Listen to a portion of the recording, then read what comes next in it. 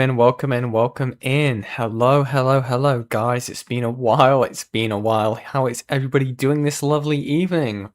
Hello, Neverless. Hello, Faf. Hello, Laurie the Gay Chess Thing, not Cheese Thing. Hello, Catalite. Hello, Jack of Slades. Hello, hello, hello. How is everybody doing this lovely evening? Welcome in, welcome in, welcome in. Guys, it's been a while. I've been away. I've been very busy, as per usual.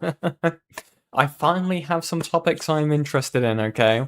We have the return of the Nux Taku drama, and we have something that I've been wanting to look into for a while, which is the Otterly Noah stuff, okay? Something that ended up happening quite a while ago. It's been something that I've been wanting to, sink my teeth into, but I haven't had the opportunity to really look into things, if that makes sense, because everything went so quickly, and I didn't really have a chance to really hop onto it. But thankfully, Toastify has done a video, and hopefully it's going to explain everything to me in the easiest way possible. Welcome in, welcome in.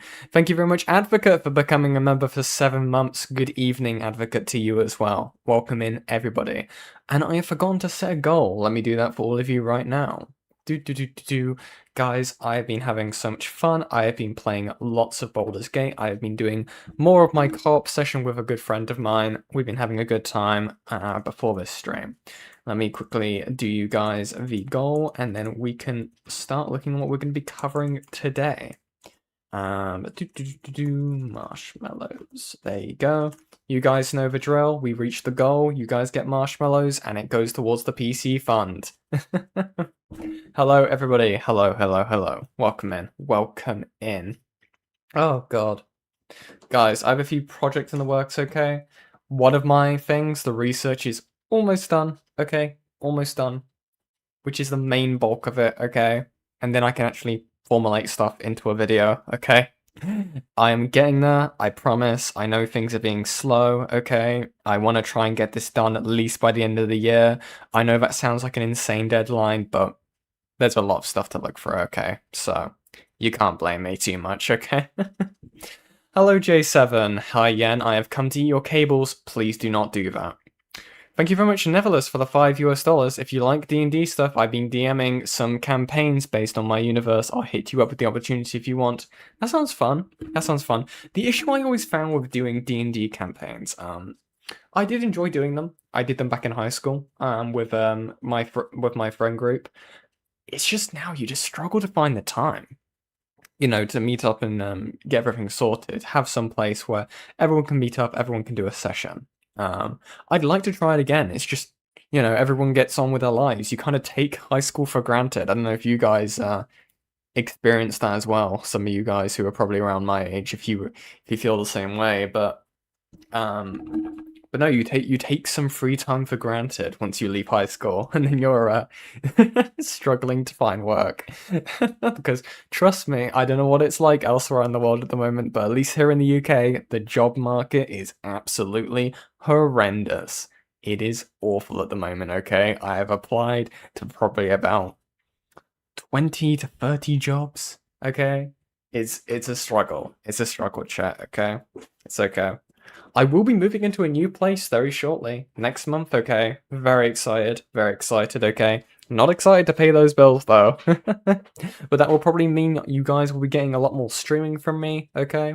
Whilst I am, trying to see what's available, Can I have a turn eating the cables? No, you cannot. No, you cannot. I don't like people eating my cables. God damn it. Okay. Trust me, finding the time is a struggle as a DM now. Yeah, that's fair. Yeah, it's really bad here in the US too. Yeah, I can imagine. I'm nursing a migraine, but I refuse to miss a stream now. I'm fine, though GIS gives me something to focus on. Dude, go to sleep. Take some paracetamol, painkillers, whatever you Americans and Australians, or wherever you're from, whatever you have, okay?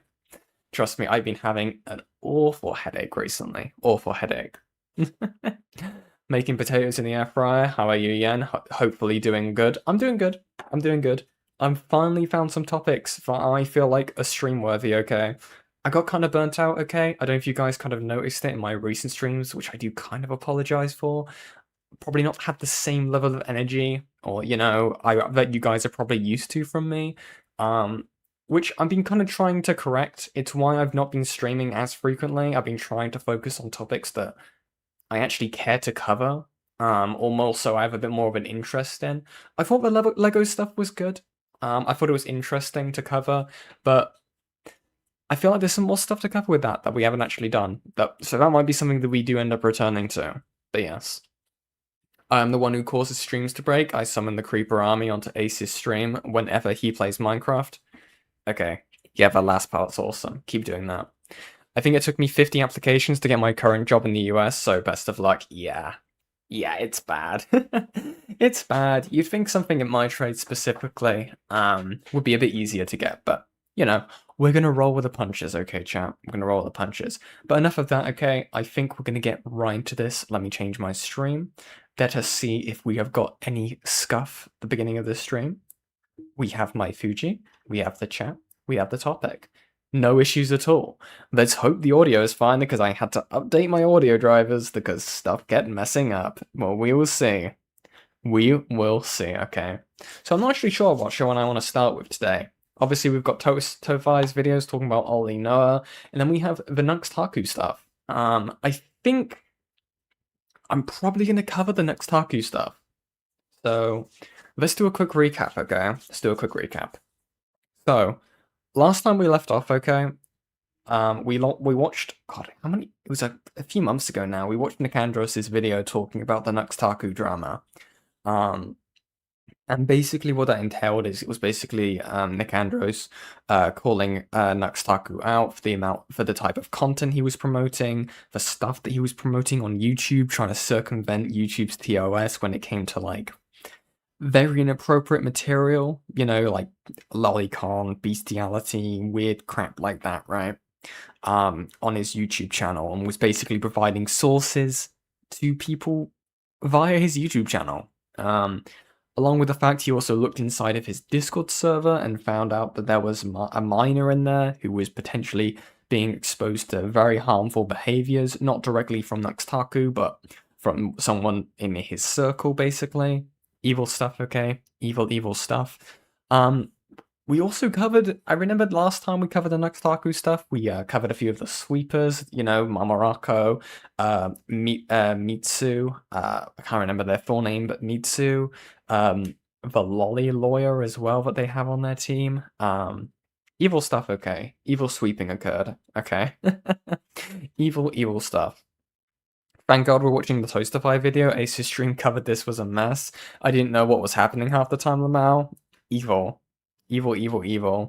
Hello, Joshua Morton. Welcome in. Hello, glitched rabbit. But I think without further ado, if you guys are sitting comfortably, I think we're gonna get right into this, okay? I'll need to back this up, but this is Nikandros' video called Nux Taku's Defense and his Degenerate Defense Network. Interesting. So, we'll see what comes of this, okay? Make sure I've got everything set up. Are we all happy? Are we happy? Nothing's bugging with the stream. Good. Awesome. Okay. Awesome stuff. Okay. Without further ado, let's get right into this, okay? It's an annoying game overall, but I just watched Templar get upset over this video. If you have that, feel free to send it into the Discord server. Should be in the pinned message, I think. Did I pin my message for the stream? Please tell me I did. I did pin it. Okay, good. You know, what is this? It's got nothing to do with minors being... Oh. What the wow. Jesus Christ.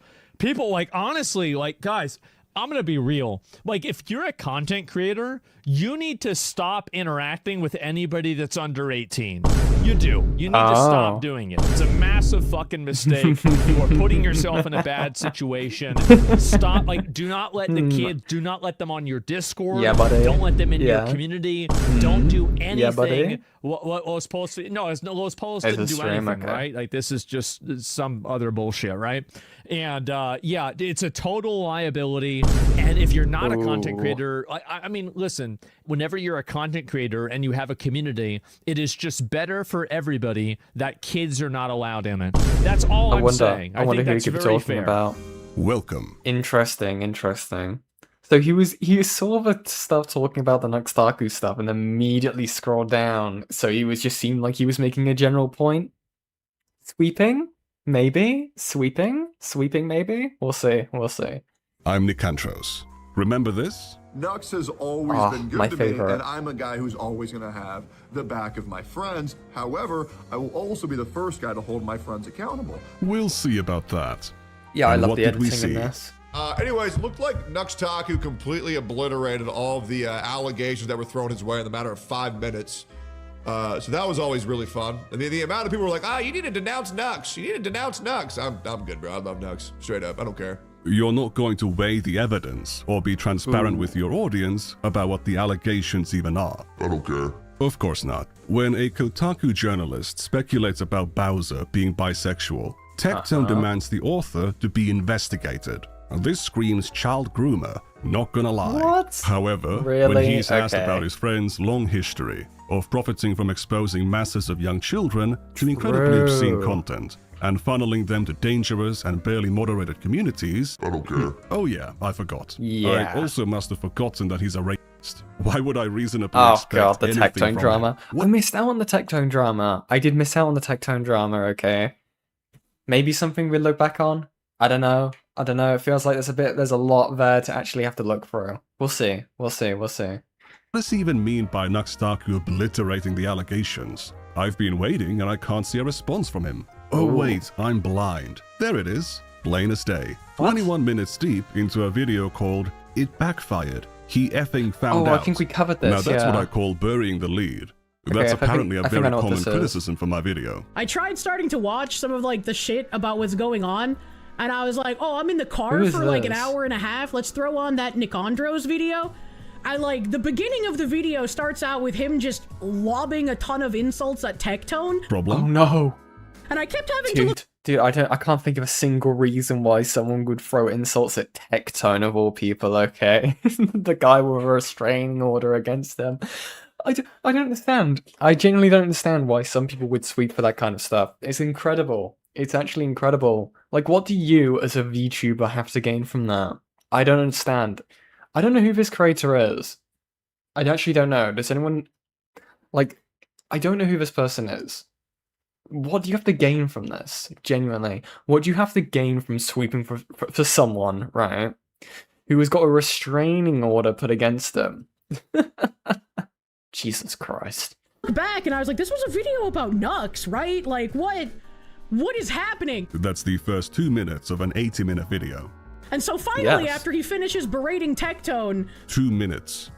he goes into talking about like Nux having weird censored thumbnails that weren't censored enough, and it's like, well, that was a meta on YouTube for a while. Dude, I fucking hate this argument. We covered this in the when we went over like the was it the Under the Tea stream? The podcast episode that we covered.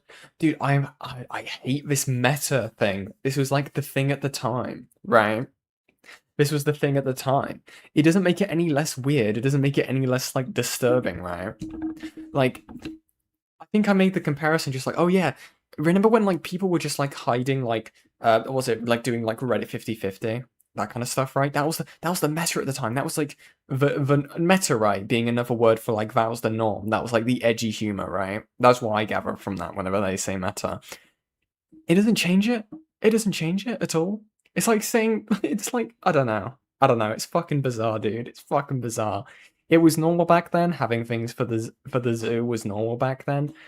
I know that like shock humor was like YouTube was definitely a lot of people talk about like 2015 YouTube, right? But I don't think many people would go back and defend stuff like this, right? I think the main stuff when people talk about like edgy 2015 type YouTube was like stuff like Filthy Frank, like the old iDub stuff, right? That's not promoting bestiality and lolicon comics to your child audience who are asking for the sources of this, and then you're then saying, why you guys keep asking me for the sources? I put the code, I put the thingy or whatever the hell in the thumbnail. God. Oh god. Thank you very much, Q, for the $20. The British are conspiring to make us choose between their channels. How can you and Beckett both be going over topics that obsessing over? This is a plot. I don't know how it's a plot, but it's a plot. Ask Beckett, okay? First off, thank you very much, Q. That's extremely generous of you. Ask Beckett, okay? The second I hit that live button, okay? That bearded fuck, okay? He presses it as well, okay? I don't know what it is. I don't know if it's the ginger British communication. A little bit of telepathy, okay? I don't know if it's like, Dr. Sleep stuff going on over here, okay? But the second I hit that live button, he's just like, I'm gonna boot it up. I'm gonna boot it up. Jesus Christ. Thank you very much. Abyssal Grey says, the Fox Girl VTuber is Kershi. She's a right-wing VTuber who defends people like Rev says Desu. Okay, yeah. I mean, if they're defending Rev, Rev says Lolicon. Defending Rev says Lolicon, okay. Okay, that makes way much more sense. Okay, nice. I'm gonna get us off the screen. I remember a lot of people having like weirdly lewd implication thumbnails. I don't, maybe that's bad, I don't know, like, that was just a thing for a while. The first time thumbnails are brought up is 13 minutes in, after showing Nux Taku describe his past content as him reacting to weird stuff from Japan. I show Nux Taku using a drawing of Guys, you need to stop pausing on these things. Guys, child marriage was normal back in the day, okay? It was just a thing that happened, you know? It was the thing that happened, okay? It was completely normal, right? So what's the problem? Guys, slavery was normal back in the day, okay? It was a product of the times. It was completely fine, okay, guys? fully naked underage girl on his thumbnail. Jesus Maybe Christ. that's bad, I don't know. You can still find it uncensored on his channel, by the way. And then he's going on about these thumbnails. And then I fell asleep. The thumbnails are on screen for 17 seconds. And I feel like if you're making an expose video and it's supposed to be like, this guy is big, bad, evil man, here is why, you should put the big, bad, evil man stuff like in the front. You should front load it. 2 minutes. 2 minutes. I refuse to believe this is not Zoomer ADHD bullshit, okay? This is sweeponomics, okay? It's instead of John Cena's Thugonomics, it's Sweeponomics, okay? It's Sweeponomics. I refuse to believe, okay? You even said that you watched past the 2-minute part, right? The 2-minute little intro thing to ease you into the topic before he hits you with the child rape, right? Like, holy fucking shit. Because I shouldn't be falling asleep in the middle of your video if I'm supposed to be gaining pertinent information. A diabetic coma continues to be the best explanation for what happened here. The previously mentioned 17 seconds are immediately followed up with clips of Nux exhibiting a comic to his audience in which a little girl is raped by a pack of monkeys before a crowd of children. Well, that was a meta on YouTube for a while. Before this segment, I established a timeline. Nux Taku was already criticizing the hot tub meta on Twitch before he uploaded this video. So he was criticizing a meta on another platform that involves putting softcore pornography on a 13+ website, while supposedly participating in a meta of regularly publishing incredibly obscene porn on his channel for a child audience to view. As I established even earlier in the video, Nux Taku currently holds himself out as this voice against degeneracy and hedonism, while totally obfuscating his own past. Not only does he describe his past content in a totally disingenuous manner that— Oh, and keep in mind, the main issue that his, like, sweepers will have, right, with this, is that he's not staying true to himself. He's not owning his past degeneracy, okay? He's not owning that he was a degenerate. That's, like, the main thing that, like, a lot of, well, not, okay, I'm not going to generalize, okay? It's mainly the people in Marmorocco's group have basically been saying this, right? Back, at least, and this stuff has changed, but the last time I checked, right, that was the main thing when it came to this. It's just like, he doesn't own it. He's just trying to pretend to be moral now, or like he's not addressing or talks about his past hedonistic, like, activities, okay? Fucking Christ. Downplays the severity of his actions. He will delete evidence of his past when it arouses controversy. This is a massive indictment of Nux Taku's character 70 minutes in. Kirsch claims to have watched the video, but still deploys the "he was doing a meta" defense, even though it was debunked in that very video. How did Kirsch comment on Nux spurring his response to me 21 minutes deep into a random Assad video? The Protocaster, thank you. Nux vid, it backfired. He fucking found out with Hassan thumbnail 22 hours ago. Addressing the allegation starts or 21 minutes in. I do not know if I'm gonna have chance to get to that stuff today, so that might have to be either on my own time and then I bring up clips and stuff, or like whatever on the weekend. I'm not sure. No comment on that at all? My video not being adequately front-loaded means it's a nothing burger. But Nux Taku's defense being buried 21 minutes deep into a random Hassan video is nothing to be concerned about, despite it being an obvious sign that he's trying to draw as little attention to it as possible. Still want Kirsha to check out the Nux vid. It's been too long. Should see them and make up her mind. I have no idea what's going on with Nux, and I have far more important things going on in real life at the moment. So she's happy to publicly spread lies about my video, but she's way too busy to publicly engage with it or with Nux Taku's response. While she's publicly engaging with it right now. They are publicly engaging in it right now, and they don't have the time for it. It's so sweepy. It's so sweepy. You're actively talking about the topic. You're actively sweeping for this man, okay? Don't you want to hear his defense, okay? Don't you want to know what you have to copy to defend this guy, so you're not falling out of line? I'm Gen Z. Are we really so brain rotted that we can't handle 2 fucking minutes? Absolutely. Absolutely so true. The VTuber model is cute. A shame it's so poorly rigged that it can't stop spazzing out. Listen, okay? My VTuber model, okay, by comparison, amazing rigging, okay? I open my mouth, it speaks, okay? That's all I need. That's all I need. I used to be a subscriber of Noah. The copyright thing he was involved in was the cause for me unsubscribing. We'll be getting into that, okay? We will be getting into that later into the stream, okay? Interesting. Interesting. That segment, I also pointed out that Nux Taku claimed he was going to confront Shadman for making Lolly reality comics. That obviously can't be true if he was fine with putting Lolly reality comics on his own channel before and after that collab was supposed to happen. Coincidentally, Kirsch has her own history with Shadman. Imagine wanting art of yourself from the man of Shad. You know, I feel like that's when I'll know I've made it as a VTweber. What? I'll have Shadman art, and then life will be complete. I can retire. I'll have pedophile art. Then I'll know I've made it. Said this random VTuber, dude. What are you doing? What are you doing, dude? Oh my god.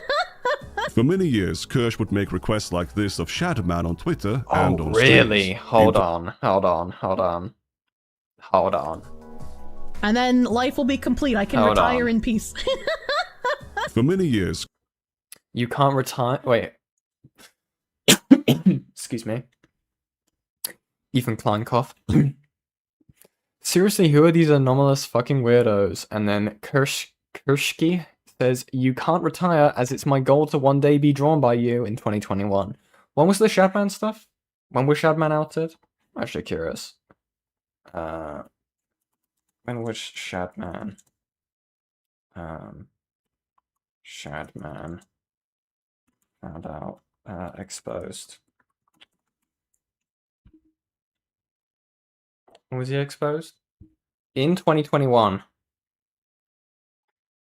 He was publicly exposed following his arrest on October 26th, 2021. Ooh. But I'm sure the stuff around Shadman was going around even before that point, right? I think from my memory, like, the Shadman stuff was being outed even before his arrest, right? Or was it genuinely just a case of it being Shadman was arrested, that's how people found out? Right? Because he was publicly posting about it. There was, sorry, he was actually posting his weird stuff, right? When he was exposed, feels a bit irrelevant since everyone knew what he was up to. Okay. Surprisingly, okay. I didn't keep too much of a track on Shadman, okay? From my understanding, he was evil artist, okay? And I stayed away, okay? Hang on, I can look it up real quick, but I know it was known for years. Yeah, that makes sense. Kirsch would make requests like this of Shadman on Twitter and on streams. In 2023, she learned about Shadman's history of drawing porn of real children, Oh, which okay. happened almost 10 years ago and is one of the most infamous 10 things years about him. ago. After which she never said that It again. was a while. Moral Hold crusades your guns are then, moral Abyssal. crusades. It's just like the Twitter freaks virtue signaling. And if there are people like super chatting to Null about how apparently I still like Shadman when I do not, and I have not since I learned about him last year, The problem is that she did. I can always see if Shadman is taking commissions. It has earlier. always been a dream of mine to have artwork done by the Shadman. by the Shad. Wasn't he in prison for drugs? I mean, Shad is a very controversial figure, but Yeah. I still want I wonder artwork from why. him. I wonder why. Was she lying on purpose to get away from the Chris Tyson Shadman list drama? Oh. No. I would appreciate if you wouldn't repeat that I still like Shadman, because that is patently not true. I have brain damage, so I forget things frequently, and I don't expect anyone who doesn't watch me to believe that. I think they would. Put them into the ACC. I've seen enough. I've seen enough. I think people knew for years, but it was only years later that people finally decided to have a problem with it. Oh, well, because it was like publicly known. Yeah, seems normal to me. Shad had a lot of friends that defended him. Yeah, from my understanding, it was basically like the Epstein of like art community stuff, or like I don't know, circles with YouTubers. He's like, oh guys, he's just so weird and wacky, as he like draws what what did he do? It was something with Keemstar's daughter. Oh, you like drew her in a like. Didn't he draw like porn effect? Like, it's Keemstar's daughter? Fucking disgusting creature, man. Absolutely disgusting. Weird immoral art is fine, but I draw the line at aggression. Yeah. At the time I made those, I had no idea of Shadman's crimes. She did know about the one crime that he was actually arrested for. And I admitted that, and I read Null's post, and I was like, wow, he seems like a fucking retard, actually. That's kind of disgusting. And then, several months later, I forgot about that and reiterated, oh, you know, I would like Shad meme art. My chat was like, Kirsha, you fucking idiot. He did the thing. And I was like, oh, shit, chat, you're right. He did do the thing. Fuck me. Fuck me, chat, you're right. So, no, I do not wish to have art from Shadman. Then her mods also yelled at her, how could you forget? Look, it happens, man. It happens. I have actual fucking brain damage, and I'm sorry, I can't help it. But literally my entire brand Literally the perfect person to defend Nux Taku, by the way. is built on trying to be as honest as possible. That's not quite what happened. She did receive a message from a moderator reminding her about Shadman's past. But Kirsch didn't go, oops, I messed up, as she claimed. Instead, she rephrased her wish. There's a new rumor about Shadman every month. I mean, I don't keep up with it. I just know him as a notorious online internet figure, man. I don't support him, I don't hate him, but like when you're online, if you get Shadman art, you know, you kind of made it. After the Chris Tyson Shadman drama broke out, she was supposedly horrified to have found out You that know she was you've made it in the music industry if you're invited to a Diddy party, guys, okay? You know you've made it in Hollywood if you go to Epstein's Island, okay? Fucking Christ. That's exactly what she's just saying right now. It's just like, yeah, you know you've made it if you get, like, yourself drawn by, like, a convicted pedophile lolicon fucking disgusting freak who's been arrested. Yeah. Yeah, you know you've made it then, right? It makes it rarer, okay? It makes it rarer. That's what she's saying. Okay, definitely. Definitely. Fuck me, man.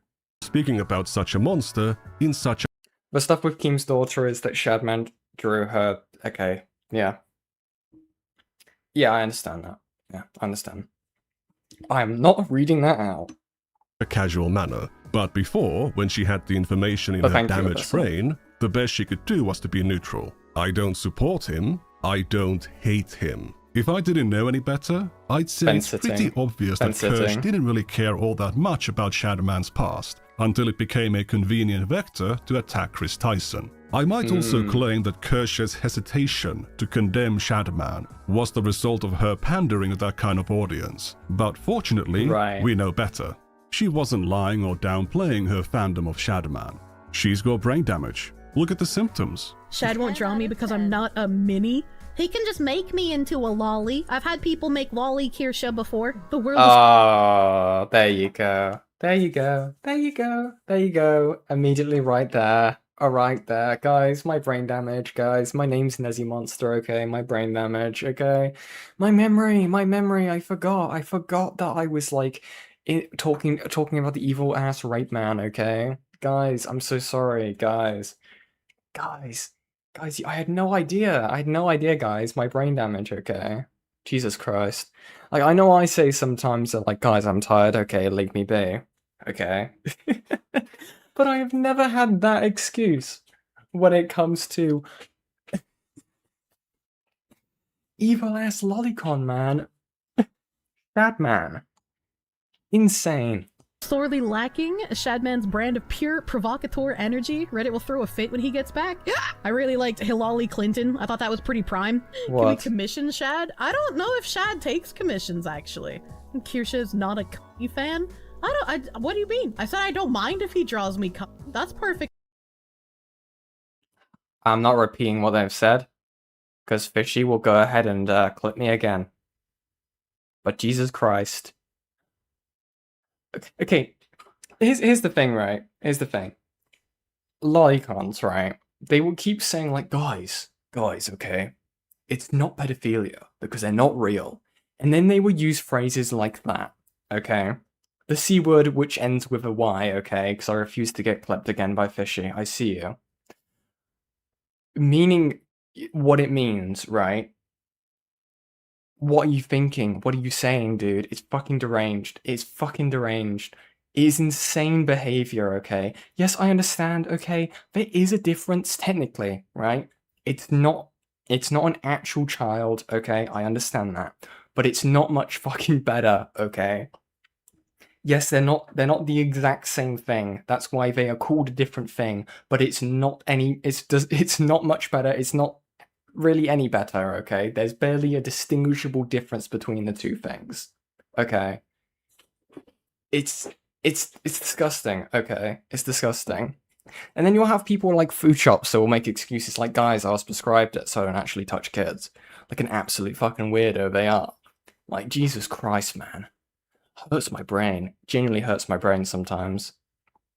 Fine. I would love a weird t-shirt like Hillary Clinton. It's worth noting that whenever she talks about her past impression of Shadman, she doesn't mention that she did know about him being a lolicon artist, but I'm pretty sure this is all explained by her being brain damaged, which she has been for a long time. I mean, look at this reply to Shadman from 2021. She's so confused that she doesn't even know what you do on a bed. They're for sleeping, yeah. Silly. If she had prefaced her take on my video by saying she has brain damage, I would have been a lot nicer in my tweet. My impression was that she's lying about my video and actively avoiding the subject. She knows that if she had to engage with the video in front of her audience, she either has to condemn Nux Taku and lose that connection, or totally lose her face. If you pretend the video is boring by lying about it, you don't need to do either. However, she isn't satisfied by merely lying. Arguing against lolicons about their art is pointless. They'll make any argument to justify the art's existence and then frame you as the pedophile in the end. It's not even worth engaging. Yeah, dude, I got so I had to bleach my eyes, right? Because I've been like following the chibi review stuff, right? And because of that, my phone listens, and I was looking at Twitter, right? And they came up in my feed, and he's like, "Oh, guys, you have my consent to draw me as like NSFW, what do you say? Safe for work and not safe for work fan art of me, right? You take a second and look in the replies. It's all like, gender swapped, like lolly fucking characters, dude. The fucking quickest I fucking turned off that shit. Oh my god. Fucking disgusting little creatures. Fucking weird, dude. Jesus Christ. Fucking lolly reviews, man. Jesus Christ. And then they'll come out the woodworks and defend their own, okay? That's what they do. It's like that British VTuber who got arrested for their own artwork. And they're like, oh, how can they be arrested for their own artwork? Lollicon's illegal. Lolly shit's illegal in the UK, thankfully. That's why. Idiots. Idiots. About my video. She'll also platform all kinds of random smears about me. Took him 50 minutes to get to the actual allegation. Nikandros is a lefty furry furry, and even the commentary community dislikes him. That's funny. I didn't know Jersh followed a furry. He's a lefty furry. Says the VTuber with the with the fox ears. Interesting. It's a weirdo who tried to use pedo allegations at Nux to defend Hassan, shocking his dog. What the fuck? You do. When did he defend Hassan? Is a cloud chaser and a Hassan fan. I wondered why Hassan replied to one of his tweets. I was like, that's crazy. That's crazy. Anything goes. Who cares? This was her reaction to people telling her about Shadman's past. For like the 10th time, Shadman actually made art of a real child.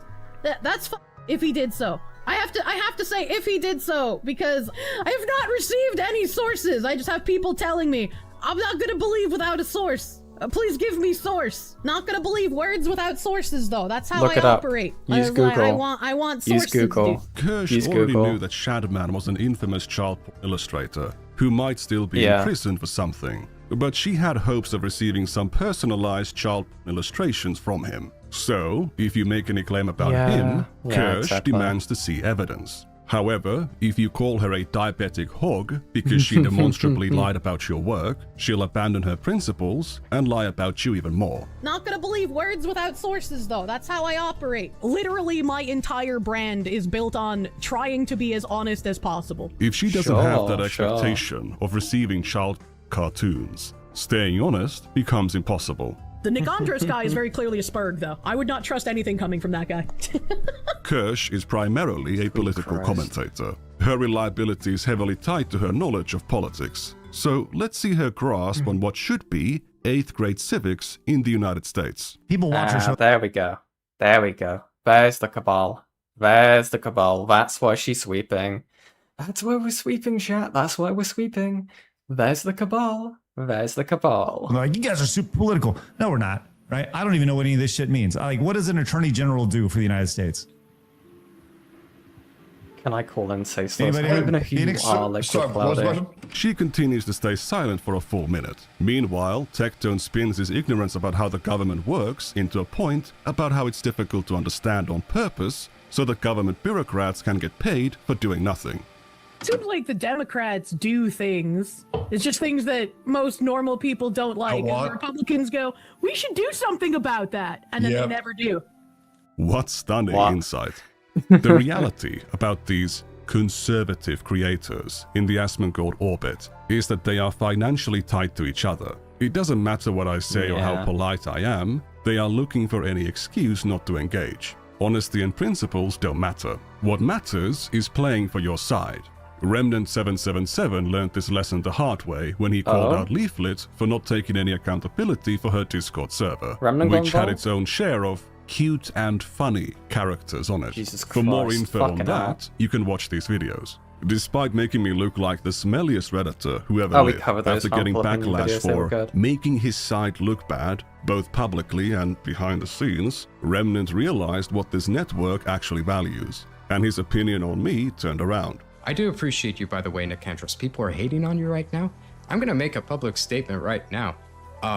You know, screw all the people who just attack individuals they dislike, even though they say the correct thing. I'm flat out, like, I'm very right-wing. Everybody's accusing Nikandros of being like a left-wing guy. It doesn't matter. It doesn't matter if he's right-wing or left-wing if he points out something that's true and needs to be addressed, period. Golly, you people want to talk the talk of having principles, but you hate the walk to walk. Literally. Could you imagine, right, if I sat here, right? No, shocker, guys. Shocker. I'm quite left-leaning, okay? I'm quite left-leaning. If I turned around, right, today and started saying every other all right-wing commentators, right? People who aren't as much on the left as me, right? With their beliefs and ideologies, right? On the way they present themselves.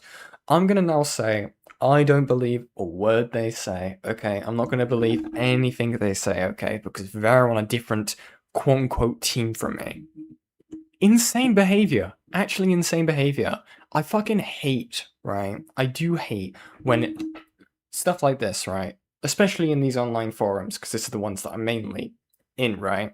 It turns into this stupid left versus right bullshit, right? Instead of actually, like, looking at a problem and then going, yes, that is a problem. We condone it. Or what the fuck is the word?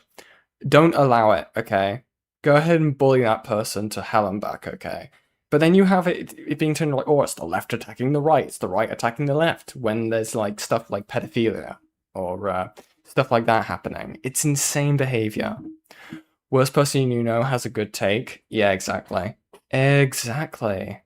Right. You hate to walk the walk. We obviously don't agree about everything, but from what I've seen, he seems like a very sincere guy with a genuine interest in actual discourse, as opposed to team sports. I don't have any hard feelings about his initial portrayal of me, and even when he didn't like me, I think the signs of him being a fair guy were there. Why do you as a Christian didn't even know promote he a had beef with server them. that allows people to post? That acts as a gateway. You're introducing people to it when you promote that server. But what does that have to do with anything? No. He's got a point. So to correct the record about my leftism and my fandom of Hassan, I don't watch Hassan Piker's content. So if anything, Hassan Piker is a fan of me. You don't need to come up with all these hardships you've been through. Everyone can already see your life is a struggle. You're not white, and you still can't say the N-word. He's got this other laugh about not buying anything. Never gets old.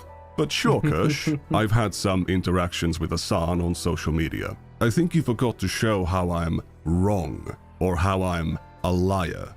Now, this video is supposed to be about Nux Taku's response, so let's get to that.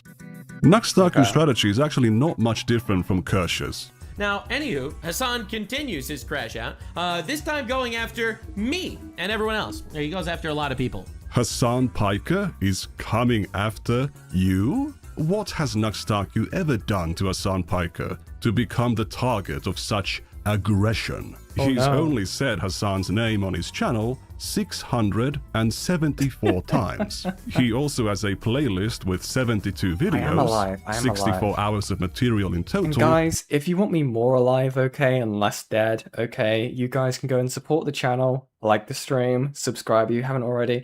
I want to try and hit 2K by the end of the year, okay? I think we can do it, okay? We're currently at, what, 1.7 something thousand subscribers, okay? We can do it, okay? We can do it. I believe in us, okay? And if you really want to, feel free to donate, okay? It helps go towards the channel, okay? It helps me get a better PC. It helps me out a lot. You don't need to, okay? You guys being here is more than enough, okay? But yes, let's continue. And also, hello, Adam Diva. I'm gonna say your name from now on, like that. I feel like you probably told me the correct way to say it. Wow. Dedicated to going after Hassan Piker. He's willing to dish out all this shit, even mock Hassan for not daring to mention his name. But when Hassan fires back, Nux Taku is suddenly this innocent widow victim. At least he didn't cry on his stream for an hour. Instead of responding to my video, Nux Taku tries to lump me in with Hassan and leverage the anti-Hassan sentiment of his audience to completely discredit my criticism. However, because of the way Nux responded, I am now also able to leverage the anti-Hassan sentiment of his audience to attack him and discredit him even further. If you've seen any amount of Nux Taku's anti-Hassan content, you might be familiar with a certain system. You all know the Hassan system. Are you familiar with the Hassan system? This is the Hassan system. The Hassan system is a proven method for handling criticism. Like, you know the Hassan system? Like how Hassan Piker deflects criticism? But the Hassan system! Somebody just posted the Hassan system. I love the Hassan system. I know you do. We've already seen you deploy 2 of its tactics. H. You ignore critics' content to obscure their arguments. This whole move of lumping me with Hassan is another one of them. S. Strawman. Attack the misrepresentation by grouping critics with deplorables. Interesting. Elon Musk is he would did a never Nazi do this. salute. He works for Trump. Trump is basically Orange Hitler. Am I right, guys? However, some of these apply to Nux's response in multiple ways. Hide. Ignore critics' content to obscure their argument. True, he never reacted to me or anyone that ever criticized him. He never reacted to me or anyone that ever criticized him. Recently, someone made a hit piece on me, and it was an hour and a half long, so I didn't watch it, I'll be honest. I didn't watch it, I'll be honest. Then there is avoid. A. Avoid. Debate only weaker opponents, never the original person. These people never, ever enter... I love the irony. I love when people do this shit, man. What a little rat. debate at all. Nux Taku has never debated anyone who isn't his friend or on friendly terms with him. I asked Nux Taku if he wants to talk on Twitter, and he ignored me. It's not very surprising. He has run from conversations with me and harmful opinions before. The last time he did it, it came with the cost of him losing his spot on the Some Ordinary podcast. Said, you see a dog and a fucking, oh, Jesus Christ. This is simple. Do you feel that Nux Taku is honestly representing himself in all of this?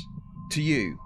On that, no. I mean, I'm looking at that character. I don't know if that's fucking loli or whatever, but it's like fucking dog having sex with a woman, so it's already way bad for me anyways. It doesn't even have to have the loli connotations. Interesting. Yeah. I think for him to stay on a show and work with me directly, I'm not even talking about like just Caleb here, just with me. He should come and explain these things pretty candidly.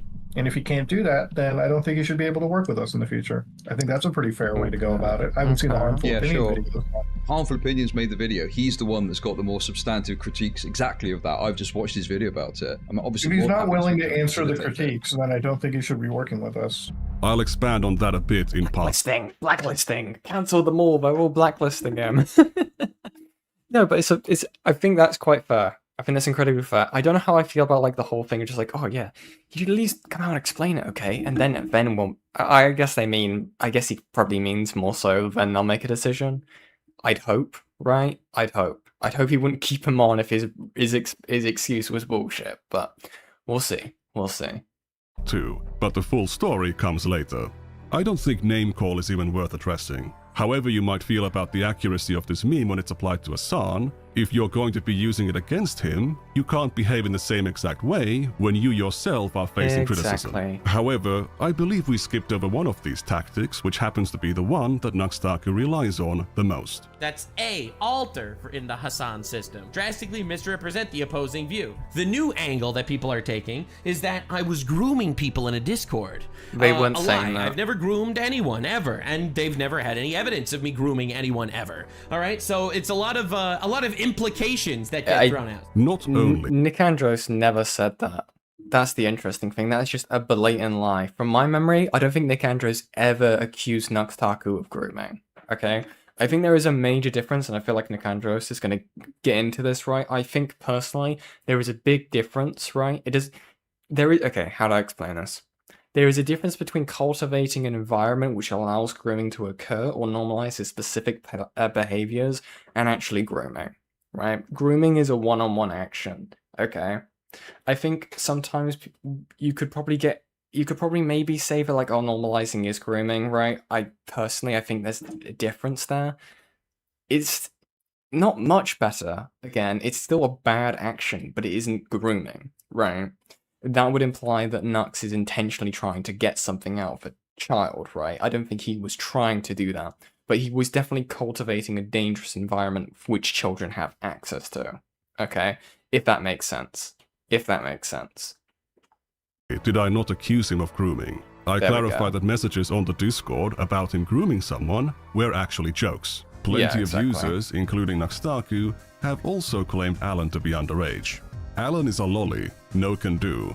Alan is underage. Does that mean Nux is grooming Alan? What's going on here? I then demonstrated that the Alan in question was actually an adult. These statements about Nux grooming Alan or Nux calling Alan a lolly are simply jokes. Yeah. Very optically bad jokes, but jokes nonetheless. The Alan I mentioned is, of course, Alan Weebus. All patrons are invited to the Discord server, where we do things like make fun of Alan Weebus. If you don't know who Alan Weebus is, oh, trust me, $1 to the Patreon is worth it to meet the guy. If you didn't see part 1, Alan Weebus was the groomer, as the audience calls him, who was on Nux Taku's Patreon Discord. Alan had many interactions with Nux, and Nux repeatedly endorsed him to his audience, despite them continuously sending gore to the 14-year-old minor, Red, on Nux's Patreon Discord. Alan also encouraged Red to drop out of school, which they eventually did, and cited Alan as inspiration. Alan also instructed them on self-harming, which is what Red used to drop out of school.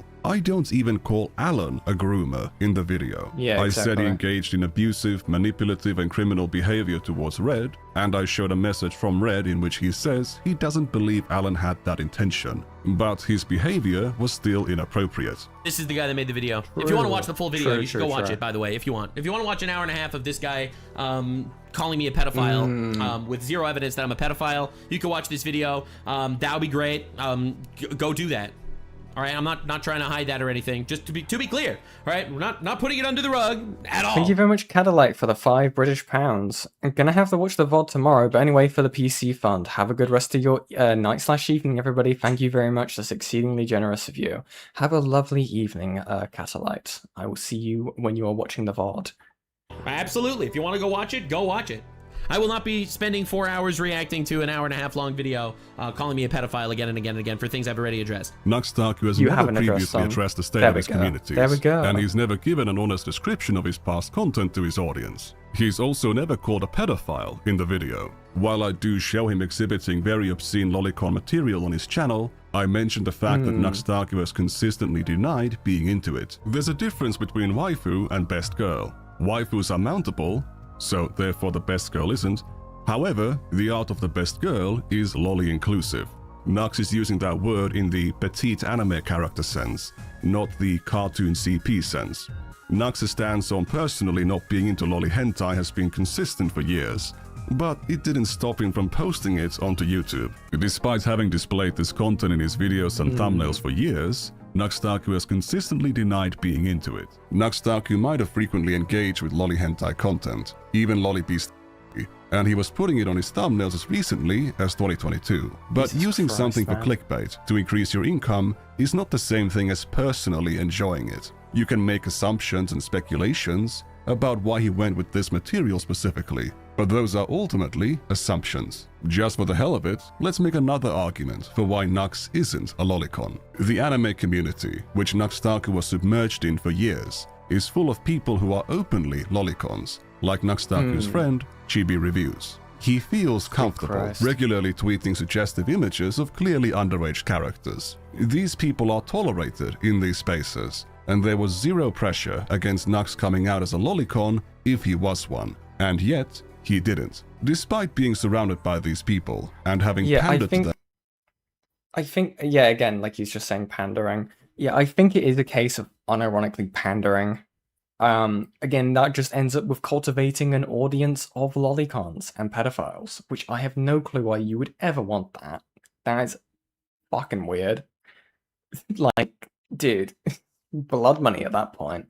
For years, Nux Taku has never, to my knowledge, said that he's into it. All right, gamers, the hentai tags tier list. Let's go. Lolly. All right, disgusting. I can't. I hate seeing it everywhere, and it's gross. This kind of consistency is rare when it comes to Nux. The guy contradicts himself all the time. For a brief moment, let me take you to August of 2024. Nux Taku is finally being pressed about his past content, and he was actually— So to be clear, this is also incorrect. This is not when I was being pressed for my past content. This was literally a video that I made talking about my 10 years on YouTube because it was like my 10-year YouTube anniversary. All right, this was not like a response to drama video, as far as I remember. Maybe I'm mistaken and I'm thinking of the wrong video, but that's what I thought.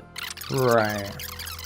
Yeah, so, as you could see, I addressed many times that I regretted the fact that I would make lewd content and shit back in the day, to be honest. And this video was it was like a 10-year anniversary. This was not like some apology, whatever. Anywho, I will tell you the truth about that video and all of the other responses he refers to in the part 2. For now, we are specifically focusing on Nux's claims about the Discord. Red joined the server on September 7th. On day 1, they openly declared themselves to be 14 years old. I didn't know about this. In this first screenshot, where Red admits to being 14, Nux Taku is right here. In my video, I show many instances where Nux was present or pinged in close proximity to Red, saying they're a minor, or saying something that would flag them as one. They mentioned things about their school, their head teacher, and other users also pinged Nux Taku in close proximity to messages where Alan was talking about sending gore to Red. Here's a new close call that I came across. Violet pings Nux Taku. I got proposed by Red. Red ponders if by marrying Violet, they can have her arrested. You can't. I can, but she will be arrested and prosecuted. Why do you think that would happen? Could it be Red being underage, perhaps? Nux Taku shows up and says, "Go, fanbase." Violet responds, "I can't, Nux. It would be against the law." Nux doesn't respond, but he's still present 10 minutes later. This is a totally Looney Tunes level of a lack of awareness, especially when you realize how small the server was. Brain damage. I recently learned about this tool for analyzing Discord exports, and according to it, when Red joined the server, the number of active members was 44, which is an incredibly small number. Here is the server's overall activity, Red's activity, and Nux Taku's activity. Nux Taku's most active months on the server are when the events I covered happened. When we limit the users being analyzed to Red and Nux Taku, we see that according to this definition of a conversation, they participated in 130 conversations with each other. If we include all users, but limit the time range to the first 3 months when Red was on the server, Red was 2.5 times more active than Nux, and the most active person on the server with the exception of the deleted users, which would include regulars like Zach, Alan, and some other figures who were too obscure to identify. With these filters turned on, the number of conversations that Nux Taku and Red both participated in was 57. If we look at the period between Red joining and when Nux Taku made the NSFW channel for them, Red is still number 2 in terms of activity, and the number of conversations only goes down to 36. I also showed that Nux Taku was in voice chats with Red multiple times. This is merely Red's testimony, but I showed multiple screenshots of interactions on the former voice chat text channel between Red and Nux Taku, which suggest that they were both in the VC at the time. I also showed this screenshot of Red in a VC with Nux. But how can you know that I didn't just censor a random name and avatar? Red actually had a very long nickname at the time, so we don't need to censor these parts. They've also changed their avatar, so we can reveal that too. There are other old screenshots of the server, which show a person with the same nickname suffix and avatar in other VC sessions. This screenshot reveals that they removed the suffix from their nickname in late January 2019. However, they had that nickname as early as December 2018, when they had a different avatar. Here's a new screenshot of a conversation where Red is spamming large text, and Zach posts a screenshot of the conversation. We can see the same nickname here and the earlier avatar. And you can also see that Red was speaking in the VC. So more proof that there are other screenshots of Red with this nickname and avatar in different VCs. The user who can be seen at the bottom here, TM Philly, was actually Nux Taku's editor at the time. They haven't said anything indicating they knew Red was a minor, but they were in a couple VCs with them. So if Red being underage would have been a problem, that's a person actually working for Nux Taku at the time who could have known. So Red spoke in VCs, and they were in VCs with Nux Taku multiple times. Despite all of these clear signs, we're supposed to believe that Nux Taku didn't realize that Red was a minor. They would later claim to be 15 multiple times, but as they... I didn't know about this. It's a very hard sell, and you can tell from Nux Taku's desperation that he knows it. Openly stated, they were lying about their age. Red was... so they were lying about their age. Red lied about being 15 when they were actually 14. Again, everyone on the server knew Red was a minor. What's more likely, that Nux Taku was the odd one out and he never realized that Red was a minor, or that Nux Taku knew, but he didn't care? It was not an issue. All of the evidence heavily supports the latter option. Now, apparently, I didn't do my due diligence when confirming Red to be 14 because I didn't ask for their ID. I simply did not believe it was necessary. Red had left the server half a decade before I contacted them, and when I asked them if they really were 15 at the time, they recalled being 13 or just having turned 14 when they joined. I mentioned them initially saying 14 and later on 15. They said they were born in August of 2004, which lines up with them having just turned 14 when they joined. They said they might have been lying about being older because they were embarrassed about how young they were. This lines up with their admission all the way back then that they were not actually 15 years old. If Red being underage was just an elaborate roleplay on the server, it was spotless and coordinated between multiple people. You would also have to believe that users like Beck and Violet, who joined the server after Red, agreed to join this roleplayer pretending that Red was underage and agree to delete any previous public messages where they express confusion about why everyone says that Red is 15.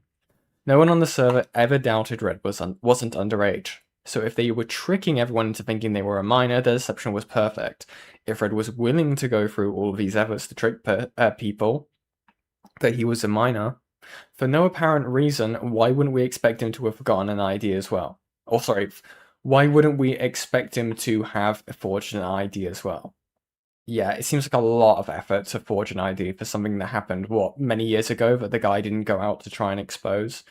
When was this happening? Like 2019?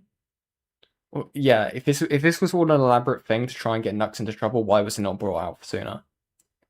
That doesn't make any sense. It was like, 5 years ago? More than that? 6 years? 7 years? 7 years ago, right? Why would he have not come out about this sooner? Interesting.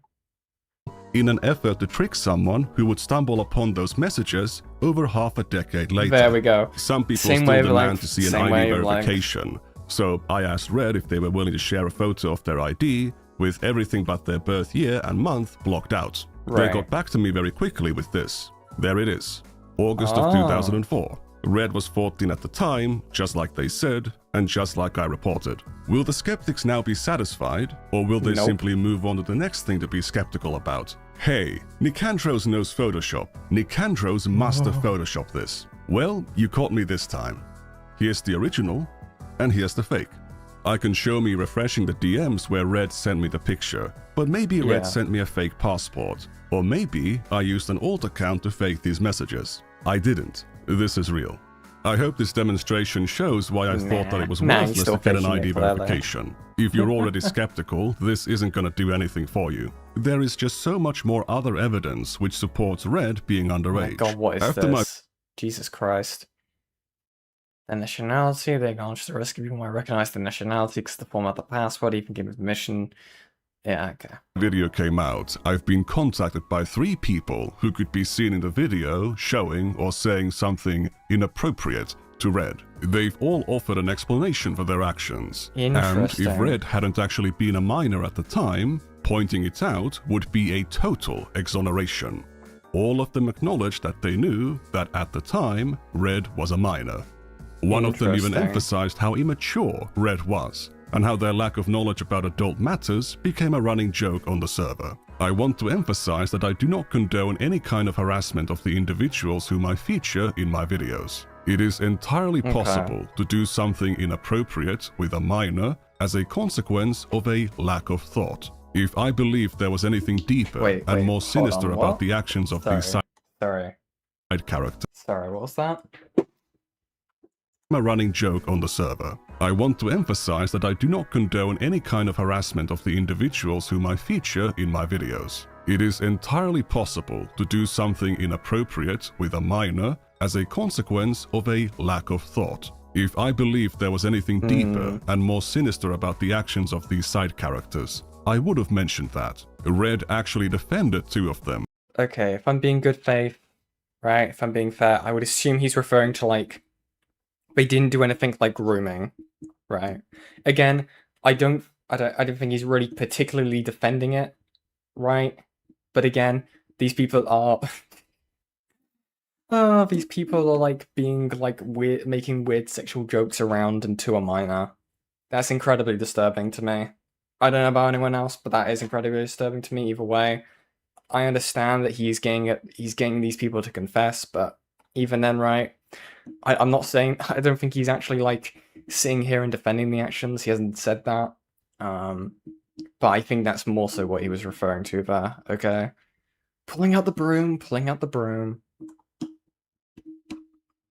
And believed that the reason for their misbehavior was the environment that Nux Taku had fostered on the server. A lot of these people were also very young adults, and this happened 8 years ago. Later on, I will address why that excuse doesn't fly with Nux Taku. In case you believe I faked all of the logs on the server, or that I took them out of context, I'm not the only one who's seen them. I expected Nux Taku to purge the whole server, so I presented its contents to Nicholas Diorio, Dickus, Gwyn Theo, and Samuel. Now, Nikandros had Samuel, why is he here?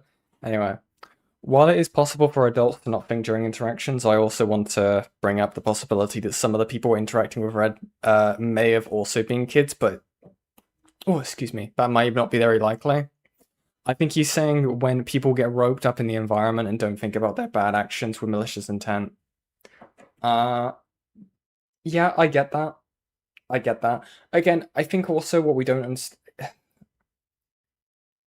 See, it's tricky for me, right? Because I'm dealing with a situation very similar to that, with these kinds of questions flowing around in my mind.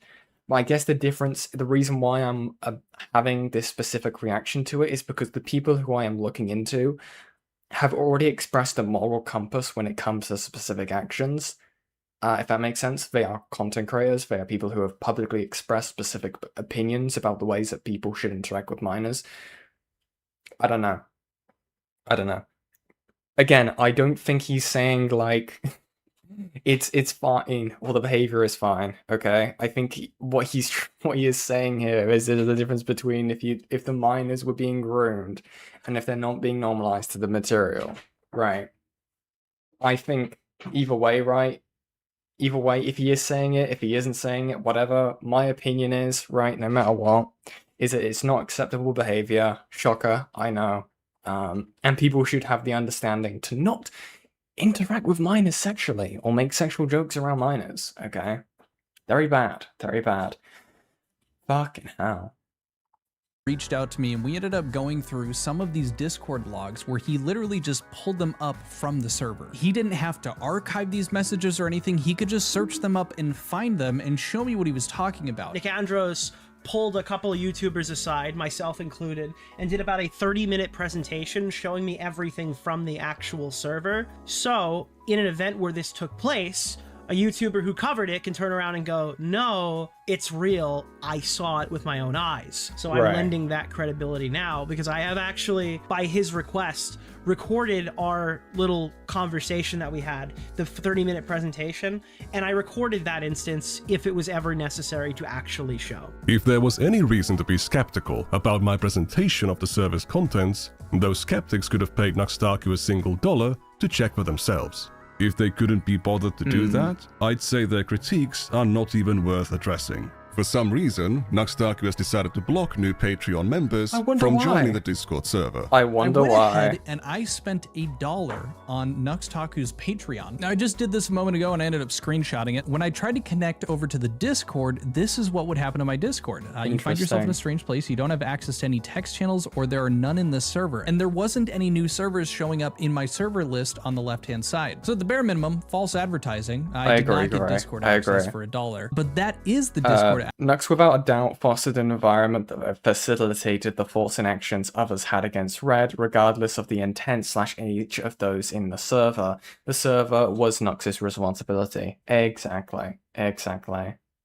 Nux is fucked? Yeah, exactly. He's running, okay? He's running. Imagine trying to kick someone out of the Discord server when it was being actively looked into. Interesting.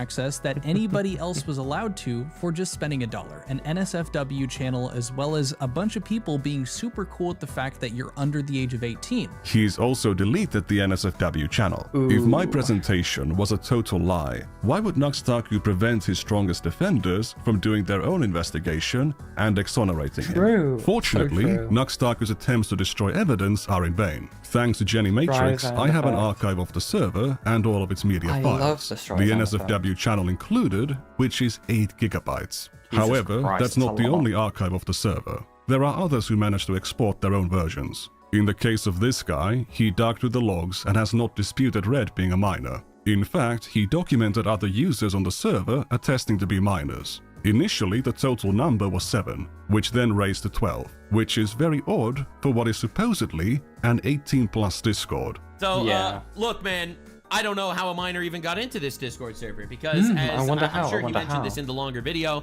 I'm not trying to say that he tried to slander me on purpose over here. But this was a Patreon server. For those of you that are unaware, Patreon servers are inherently 18+ because if you want to become a patron, if you want to join a creator's membership as a patron or provide membership as a creator, you must be at least 18 years old. or have permission from parent or guardian. All right. Quite literally, that obviously didn't happen. This was inherently an 18+ Discord server. So if someone lied or stole their mom's credit card, or their mom let their kid join a Discord server from a guy that was making... right? This is the creators TOS. This isn't for people who wish to pay to access a Patreon server as well. Like, I don't know if you guys can actually see this because it's quite small on my screen at least. If you want to create a Patreon account, you must be at least 13. If you want to join a creators membership as a patron or provide membership as a creator, you must... Okay, so it is for both. It is for both. Okay, interesting. As we welcome people over the age of 13, we implore strict measures. But my question is, like, what do you have to do to be able to access that? Right.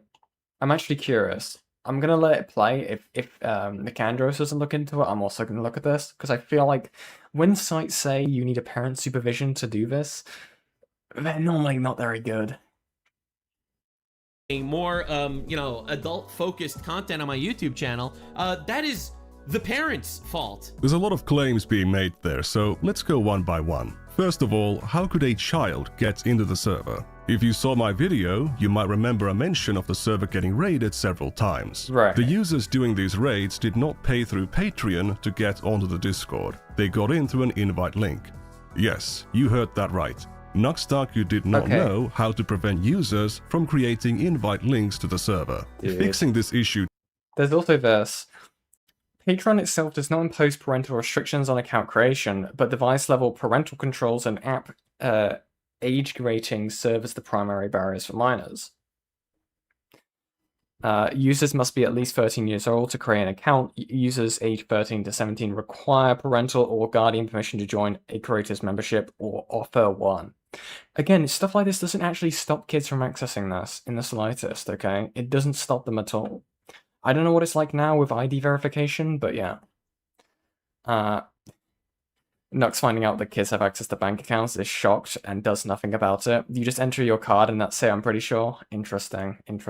Takes seconds, and the moderators of the server who did not have proper permissions to fix that issue tried to tell Nux Taku to fix it, but they were ignored for months. Nux Taku even shared the Patreon Discord invite link by mistake in a YouTube community post, allowing a bunch of people to join in without paying through Patreon. That means the server's user base was contaminated with people who were not age verified, and they had the ability to create more invite links and share them to other users. Patreon Discords are also absolutely not inherently 18+. For those of you that are unaware, Patreon servers are inherently 18+, because if you want to become a patron, if you want to join a creator's membership as a patron, or provide membership as a creator. I'm a Patreon creator and I want to point this out. The article he is reading was updated 2 years the day he read it. The server and its activity is 8 years old. True, that's so fucking true, Abyssal. Good fucking shout, good shout. You must be at least 18 years old. Big brain, or have permission from parent or guardian. It says right there that they welcome 13+ members. It is not an adults-only platform. Some Patreons are 18+, some are 13+. Nux Taku's Patreon was not 18+, and it did not have an 18+ rule. The NSFW channel existed for over a year before any rules were added. The ones that currently exist still do not mention anything about the server being 18+. When Nux Taku would plug the Patreon Discord in his videos, which he did around 68 times, he did not mention it being 18+ even once. If the server was clearly 18+ from the beginning, why did none of the other adult members report red to Nux Taku when they knew that they're a minor? As Harmful Opinions points out in his videos, several of the moderators who were added later acknowledged that children were present on the Discord, and even said they won't take responsibility if they access the NSFW channel. There is a note here saying absolutely nothing from minors, by the way. No personal nudes, no content of minors, content depicting the minors, content made by minors, none of that shit. All right, just to be clear. The NSFW channel did not have these rules on it at the time either. They were added way later. Nux Taku also claimed that he was creating more adult-oriented content at the time, but that's total bullshit. Again, the stuff with Red and Alan happened in 2018, when Nux Taku was still an anime YouTuber. The pivot to hentai content began in August of 2019. Even past that point, Nux Taku had a disclaimer in his video descriptions stating that his entire channel was PG-13. This disclaimer was also on the Monkey Comic video.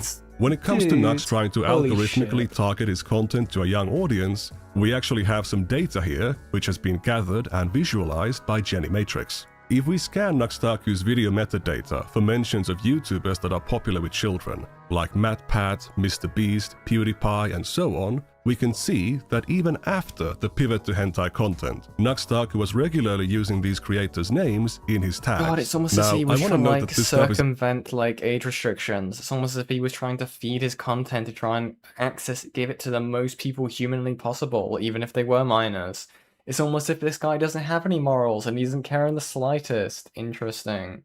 A little bit work in progress. I can't remember why I asked Jenny to exclude MrBeast from the rest of these, but when we don't, we can see that when the Monkey Comic video was published, over 60% of Nux's videos that month had a kids YouTuber tagged on it, and for the next 6 months, it was 100%. Here is a graph for kids franchises, here is a graph for NSFW terms, and here are the same for the Nuxanol channel. Kids YouTubers, kids franchises, and NSFW terms. On this graph especially, you can notice how he slowly tones it down as it stops working as a meta. He's used the Nux Taku MrBeast tag on his videos 648 times. If you look at this video, for example, I hosted the world's most legendary... Just checked you can pay for a Patreon membership with a card or PayPal, no ID ask, so yeah, responsibility on age checking fell on him. Exactly. Like, even if there was age checking on Patreon, why would you not have rules set up in your server to stop that, right? Like, I run an 18+ Discord, right? Not for, like, the reasons of, like, it having NSFW and X don't allow that in there, because why? But, like, why would you not age gate it, right? I mark it as an 18+ server, I think, even in the pinned message I put at the beginning of streams. I mean, I can't find it now because it's being gay, but I'm pretty sure I put that in every single one of my messages. But even then, right, just because I put a label on it saying it's an 18+ server doesn't mean we don't age verify people, okay? Like, it's not that hard to do, okay? It's not that hard to do. When you create stuff on Patreon, you will also automatically subscribe to the Patreon creator emails and Patreon for creator profiles for updates, meaning Nux would have absolutely was in the loop. Yeah. He's just lying again and again and again, trying to get himself out of this. Because the thing is, right, he doesn't need a watertight defense on any of this. All he needs to do is he needs to make sure that he can go ahead and prove his innocence, right, to the people listening to him who will not be looking up any of the content critical of him. He can spin it any way he wishes. And as long as his people who are defending him, people like Tectone, people like that furry YouTuber who we looked at earlier in the video, as long as they have some way of defending him from his own mouth, right, they can go ahead and keep people away from watching the actual video with the actual evidence and can sweep him, right? And even then, right, it's not going to do much at all, because it seems that for a good while, right, at least this starting foundation, Nux Taku's audience was entirely filled with pedophiles and lolicons, even before he shifted to political content, okay? I've seen people doing age checking through private tickets where you show partially censored ID, but that often discourages a bunch of kids already. Yeah, exactly. Rule 34 tournament, we have tags like Nux Taku MrBeast, MrBeast, MrBeast $1,000, MrBeast tournament, Pokemon Rule 34, Nux Taku MrBeast, and of course, Shaden Animations Rule 34. What can we see in the description? This video is PG-13, so even after Nux Taku stopped doing anime content, he was still trying to reach a young audience. In 2018, when he was an anime creator, the entry fee to his Patreon Discord was a one-time payment of $1. He was not an 18+ creator. The plugs didn't mention it being 18+, and the server didn't mention it being 18+. It was not an 18+ Discord in any way. But Nux Taku claims that it was, because the Patreon terms of service says you need to be 18 or have parental consent to place pledges. So if a child gets groomed on his Patreon Discord server... Yeah, I saw the Jaden that is thing. the parents' fault. Dude, ladies and gentlemen, actual just a robot moment, dude. Holy this shit. is the big one. The dragon. It's the parents' fault. It's the parents' responsibility. Parents need to stop being lazy and look after their children. Oh hey, it's Leaflet, another right-wing VTuber in the Asmongold orbit who defended Nux Taku with the same rhetoric. You know who's at fault? You know who has a lot of the blame here? Fucking parents. Parents need to take care of their kids. Because how are their kids getting online looking at 18 plus content? How is that possible? How is that possible? I don't know, Leaflet. Why don't you tell us? When I was a kid, they took away my internet because, you know what I did? I went and I signed up for those free internet providers. I went to freaking Radio Shack, I bought a cable, and I ran it all the way across the room, hooked it up to my Dreamcast, and I was still online. Wow, it's almost as if kids will find a way to circumvent stuff, right? Holy shit, like, I said a thing last time I covered this. I think, like, I was able to access, like, YouTube through the news app on my phone. Like, kids will do anything to circumvent it. It is moronic. It is absolutely moronic to have the expectation that parents are always going to be able to stop it. Once the parents have failed, right? Once the parents have failed, it is your responsibility as a creator to stop kids from accessing your space, okay? I think I remember using a similar analogy last time we covered this, right? Parents aren't there, right? You see a child on the street, okay? You see, probably, like, way off in the distance, right? You see a man, right? And he's got a shirt that says, "I rape kids," on his shirt, okay? And he is running at Mach fuck speed, okay, at the child. You are way closer to the child than him. You can outrun this guy. You know you can. You can go ahead and grab the child, move them the hell out of danger, right? You can do that. You can stop it from happening. Meanwhile, you look to your right as a Leaflet puts their hand on your shoulder and goes, "No. No, the parent failed them. No. You can't do anything, okay? The parent failed. Okay, we need to watch, okay? It's the inevitable. It's the inevitable, okay? Yan, we need to make sure this happens." And then you're looking at them like, "Are you a pedophile?" Like, holy fucking shit. Like, what are you doing? What are you genuinely doing? It is insane. It is insane logic, right? It's like if a computer, right? If it's like an early version of ChatGPT fucking decided to give you the trolley problem and told you how wrong you were by saying that no, you should have let the child get put into danger. It's insane, right? It's insane. Like, what happened to just being a human being, seeing a problem, and preventing it? How hard is it to see a child in your Discord server, realize they're a child, okay, and then go, "Okay, you're out, done," right? They're done. The second you realize that someone is a minor in your server, get them out, right? Okay? Easy. No skin off your back. Unless you fancy talking to kids. Interesting. Interesting. He's running the police guy from Cloud with chats and meatballs. Oh, that's awful. That's awful. Thank you, Gilla. But yeah, you get my point, okay? You get my very graphic analogy, okay? I could go on the internet on my fucking TV when I was growing up back in the days. Dude, I could access the 3DS, same Midge. Yeah, I could access the 3DS. I can go on YouTube on the 3DS, okay? Dude, there were so many different ways of circumventing stuff as a child to get access to the internet, okay? Like, come on. And they've even listed an example of how they would do it themselves. They know that they would do it. Okay? It's insane. It's insane. Get fucked, parents. Yeah, so this is what I'm saying. It's like they can't. You're not gonna be able to stop it. You're not gonna know. Like I hid the cable like under the bed. Dude, this they're clip is crazy, know, dude. right? They're not gonna know, right? And this clip is so raped. I just get up like late at night. 2 a.m. 3DS gang. Dude, I was so pissed, right? My 3DS that I had as a kid, right? Gone. Vanished trace. I asked my mother where it was, right? She has no clue, right? So annoyed. And I was like, okay, I really kind of fancy having a 3DS. I know people have been modding them recently. That's kind of a cool thing, right, to do with a 3DS.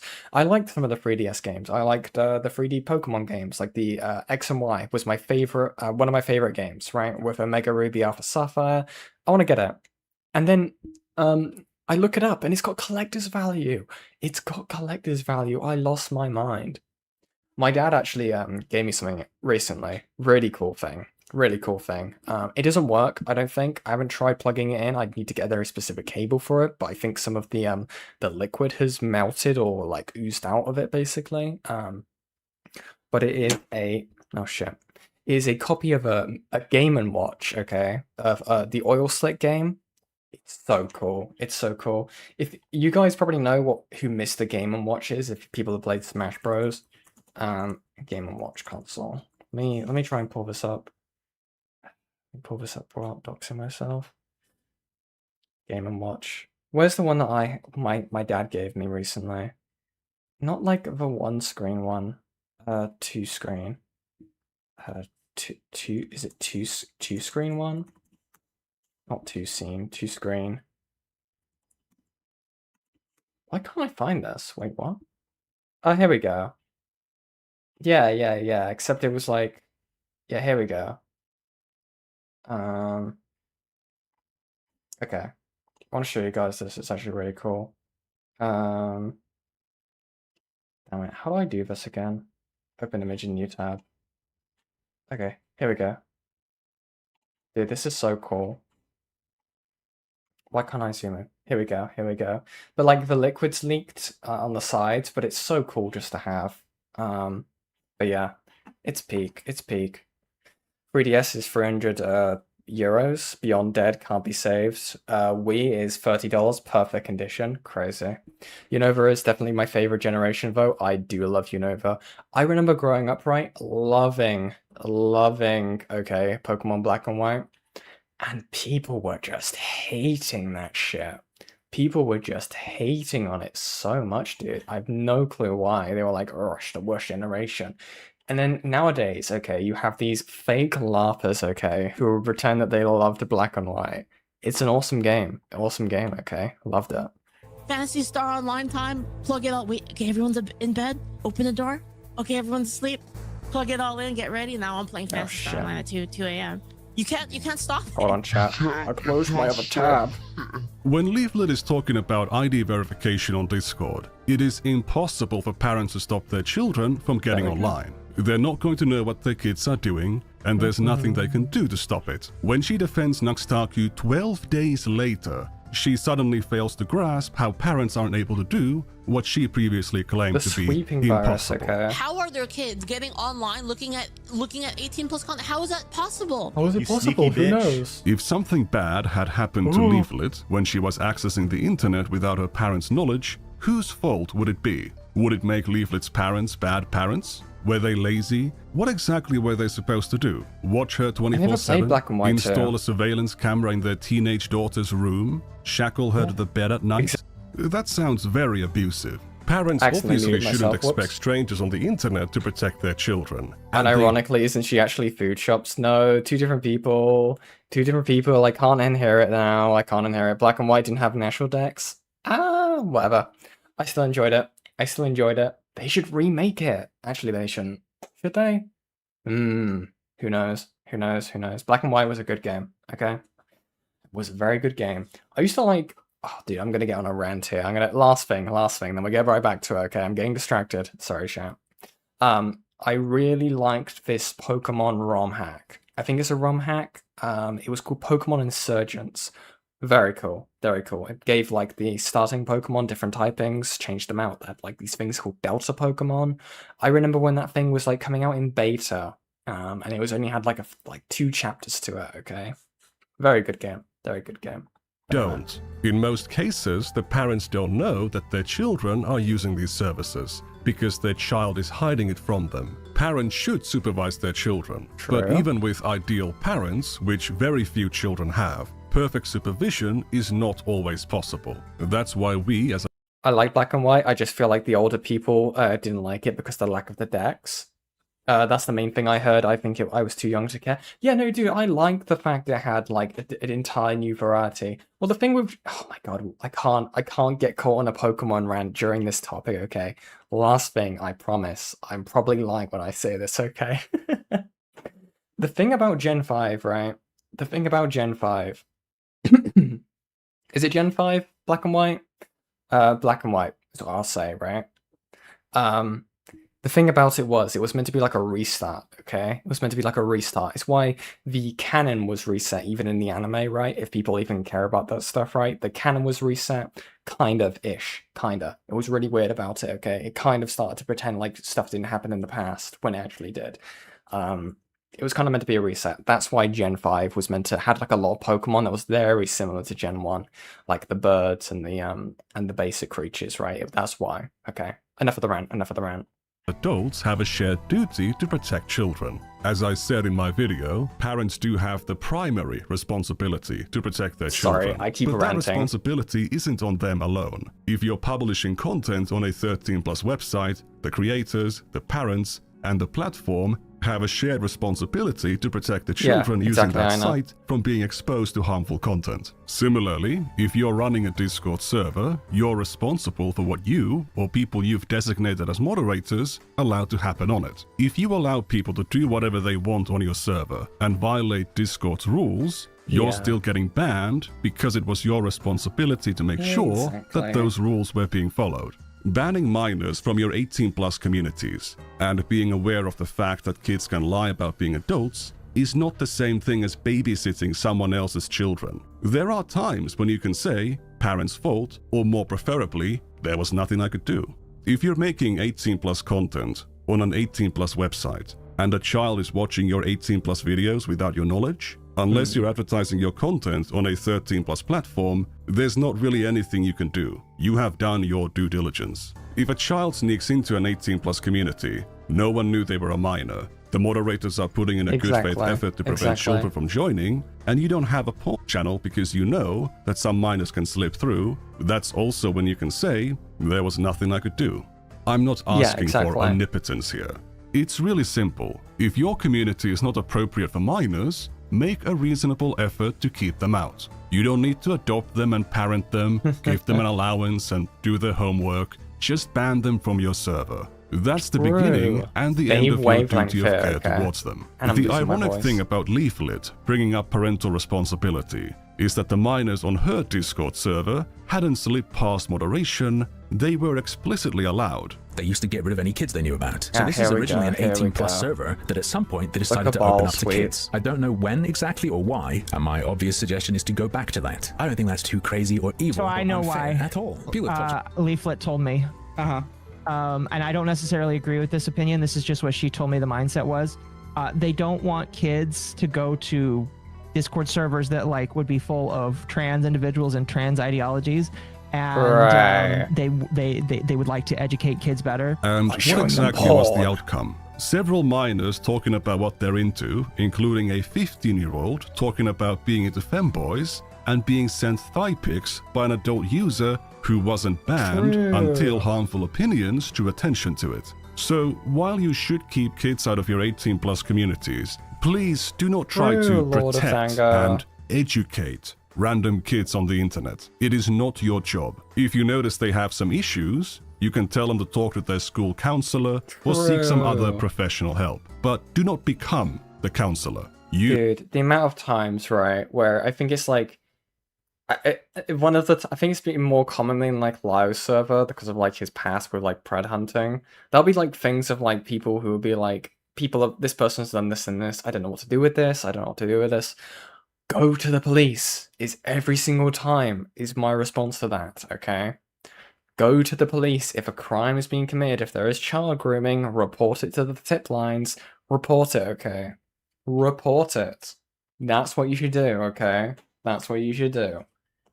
Don't do this, like, pred hunt. You have to do pred hunting yourself. All this crap, right?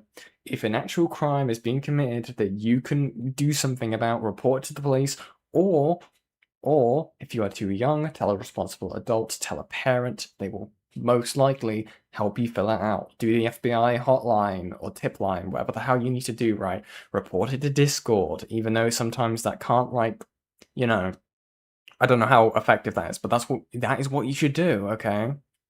That is what you should do. Your Discord server shouldn't be a daycare. Yeah, that's what you should do, okay? You shouldn't try and, like, do this shit that you've seen online, okay? This is what you should do. When you see a problem, you should do something about it. Don't do what Given Ann and Go Cato did, and then claim that you're going to make a police report, and then say, none of a bigger crime is being committed for me, okay? Just a felony. I want 2 felonies before I make the police report, okay? Jesus Christ. But anyway. You are a random adult stranger on the internet. Even if you have good intentions, you are teaching that kid that they can trust random adult strangers on the internet. That's not a good thing. Nux Taku's defense was a bit more complicated and dumber than just saying parents' fault. According to the Patreon terms of service, Red must have had parental consent to join Nux's Patreon, so the parents must have consented to everything that happened to Red on the Discord. Therefore, whatever happens, it's the parents' fault, and Nux Taku is not liable. That is simply not how it works. Parental consent is only required because the Patreon terms of service is a legal contract, and minors cannot enter into contracts without parental consent. Patreon is not actually verifying the age of the user in any way, so there's no actual substantiation of Red or any other minor having the consent of their parents to pledge money to Nux Taku. This line of text is Patreon trying to limit their legal liability, even if we equate the possession of a credit card with an implicit age verification. Nux Taku failed to ensure that all the users on his Discord joined through Patreon. You need to be 18 to have a credit card, but in many countries, children as young as 13 can have debit cards. They could have also used a prepaid card or even stolen their parents' credit card to make the $1 purchase to access the server. The disappearance of a $1 is pretty hard to notice. Again, a child joining the server was totally foreseeable. The Patreon terms of service doesn't clear Nux Taku of wrongdoing. It is actually the total opposite. If you know that you have minors in your audience, Patreon's policies instruct you to inform them that they need parental consent to place pledges. Did Nux Taku ever do this? No, but when he created his Patreon account, he agreed that he would. He also agreed that his Patreon benefits would comply with Patreon's community guidelines. Discord access was a benefit, so therefore, Nux Taku agreed to keep the Discord's contents in line with these guidelines. So what does that entail? Nux Taku was not an 18+ creator, so he agreed to keep all 18+ content of his Patreon Discord. He agreed there wouldn't be any promotion of self-harm, no gore material, no lolicon content, and absolutely no grooming. If Patreon actively reinforced their terms of service, Nux Taku would have been banned from the platform in 2018. So Nux Taku explicitly agreed he wouldn't have any of the things on his Patreon Discord that harmed Red. He agreed to shoulder that responsibility in order to access Patreon services and then completely neglected them. Let's pretend none of that matters. Let's pretend Nux Taku had explicit consent from Red's parents to not only let Red into the server, they also consented to Nux creating the NSFW channel for them, and to all the things that Alan did. That wouldn't matter because parents cannot consent to someone abusing their child. I am not a lawyer, but even in the legal realm, the terms of a contract cannot override the law. If you send gore to a minor on a Discord server, that's a crime, even if you had consent from the child's parents. I don't know whether Nux Taku is actually civilly or criminally liable for something here, but parental consent does not grant him any kind of immunity if his actions on the server constituted a crime. However you slice it, if the only thing protecting a child from being groomed in your small Discord community is their parents stopping them from joining it in the first place, what does that say about you and your community? It sounds pretty bad, doesn't it? But it's basically what Nux Taku said in his defense. Parents need to make sure that their kids aren't logging into 18+ servers. You know? It wasn't even it's awful, don't get me wrong, but that's that. If you let your kids around me and they get groomed, that's on you. Also, how dare you slander me as a pedophile? To prevent what happened to Red, all Nux Taku had to do was to have an 18+ only rule, clearly communicate that Discord was 18+ in his plugs, and tell people to report any minors to him. Red would have been instantly caught and banned. This is very basic stuff, but it was too much to ask from Nux Taku. One of his own moderators described his management of the server with the words, absolute neglect. Just to repeat it one more time, I'm not complaining that Nux didn't do enough to keep kids out of his Patreon Discord server. Okay. The complaint is that Nux didn't do anything at all, and he's now blaming Red's parents for letting them onto an 18+ server, when there were no indications or warnings of it being an 18+ server. Parents need to make sure that their kids aren't logging into 18+ servers. The most disgusting thing about Nux blaming Red's parents is that he's not only denying his own liability, he's denying Alan's liability as well. He's the person with the most potential to catch criminal charges here. Alan was actively sending gore and NSFW content to Red and said they were doing it because Red was underage. He felt so comfortable doing it that he openly told other members that he was sending these things to Red. Nux Taku could have said it's Alan's fault, he could have denounced him, but no. He chose to make the evidence of Alan's crimes inaccessible. Yeah, like how hard would that have been, right? Just say that this was awful, okay?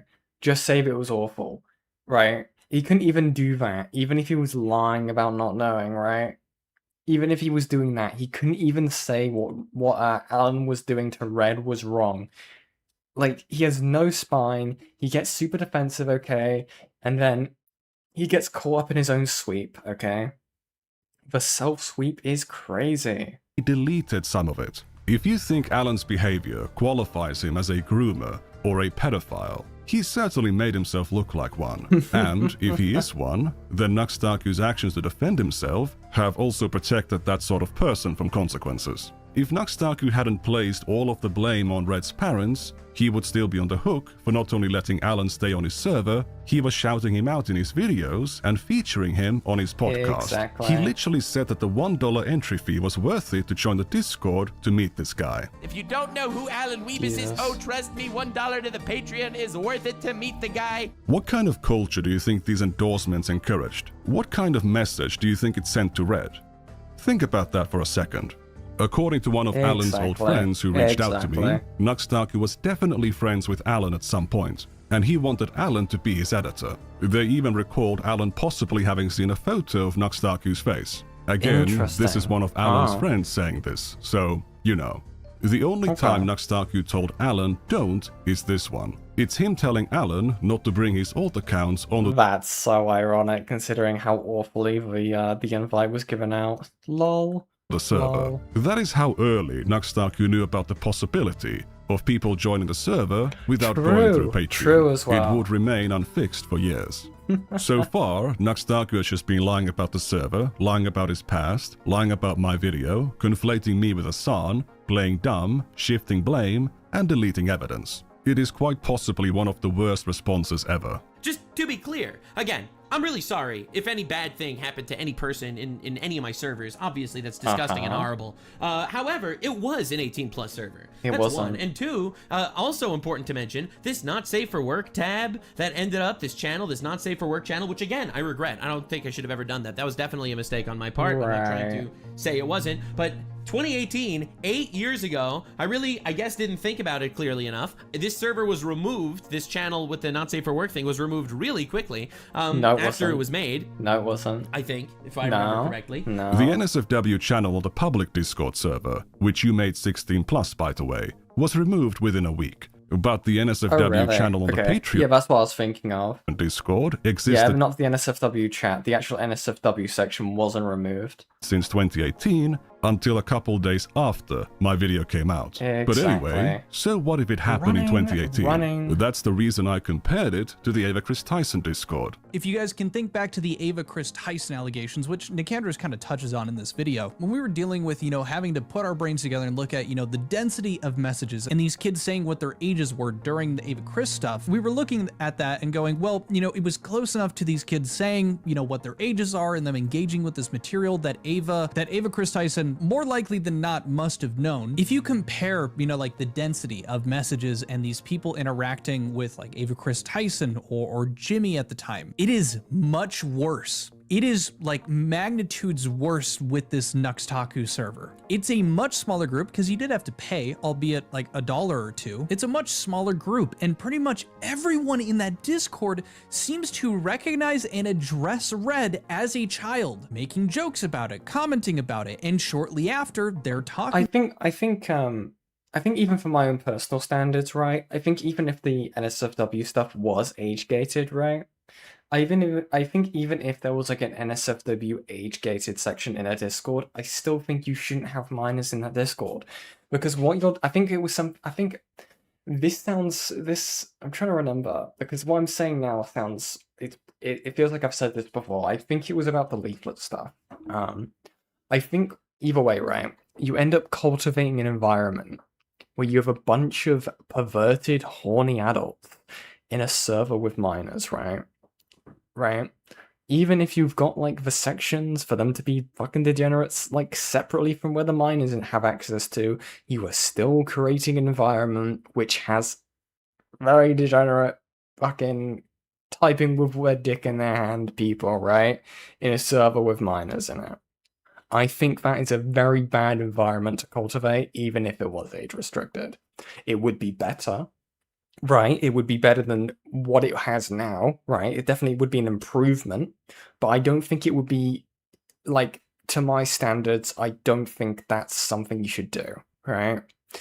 But then again, you're getting into, like, a what if argument with that, but still, I think it still has that risk. I think it still has that inherent risk that you do when you create that kind of environment.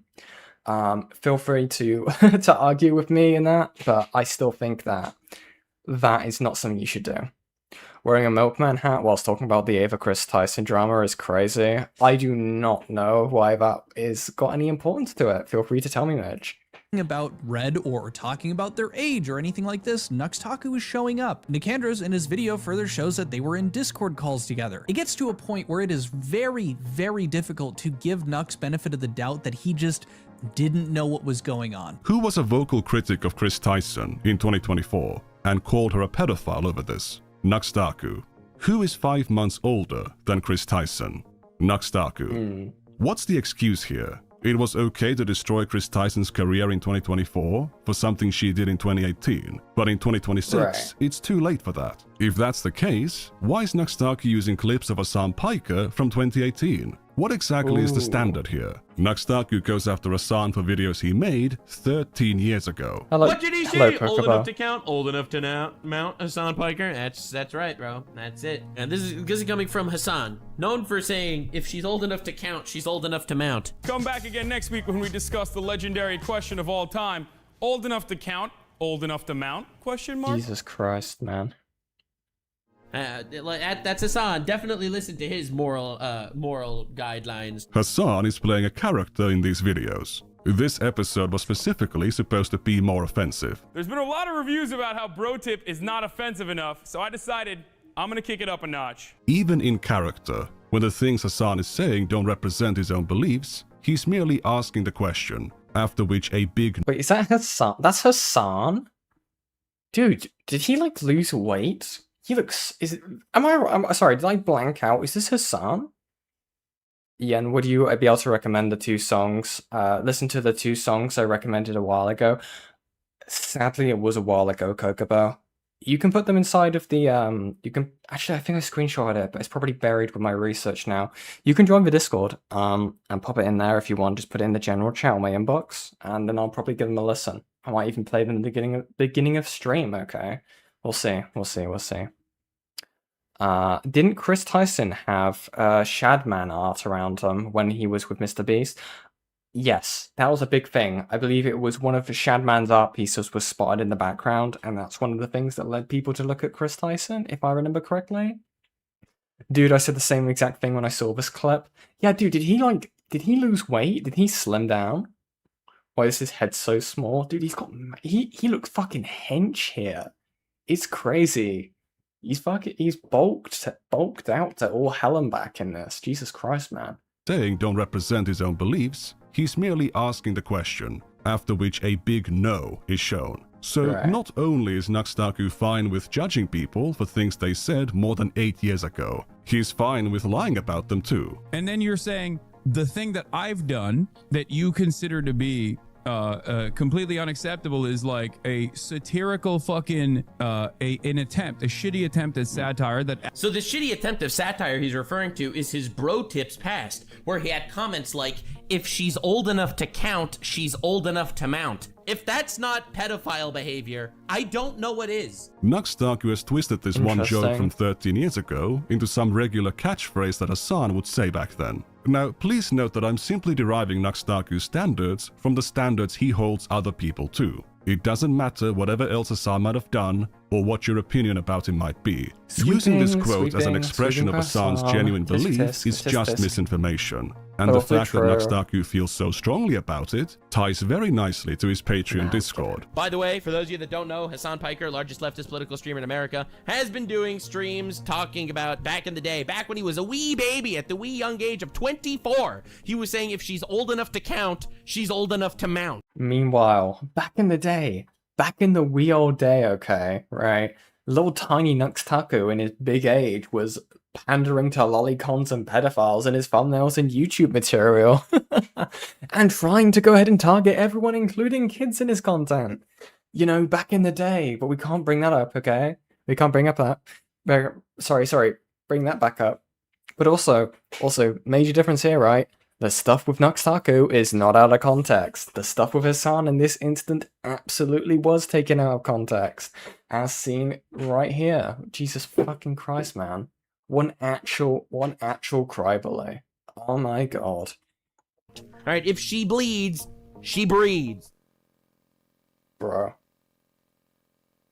He's been saying shit like this, but he was 24, he was just a baby. In 2018, Nux Taku was 22. And when Nux Taku was 22, Alan Weber said these same words right in front of his face on the server. If that's not pedophile behavior, I don't know what is. After Alan said that lollies are very mountable, Nux reacted, "You are terrifying, Alan," and moved on. Within 30 minutes, Alan is talking to Red about the age of consent being 15, and all the gross stuff he sends to Red specifically because they were 15.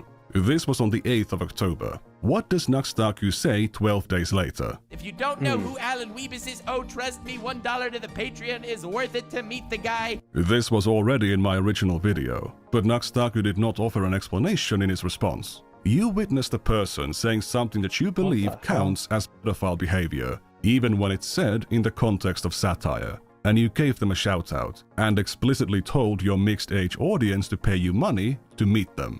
This is one of those moments where you absolutely need to respond properly and clear up how it's even possible that this happened. At the time, Nux Taku had 250,000 subscribers. You would naturally be careful about who you shout out and endorse. If you saw them make these jokes, how did you justify that decision?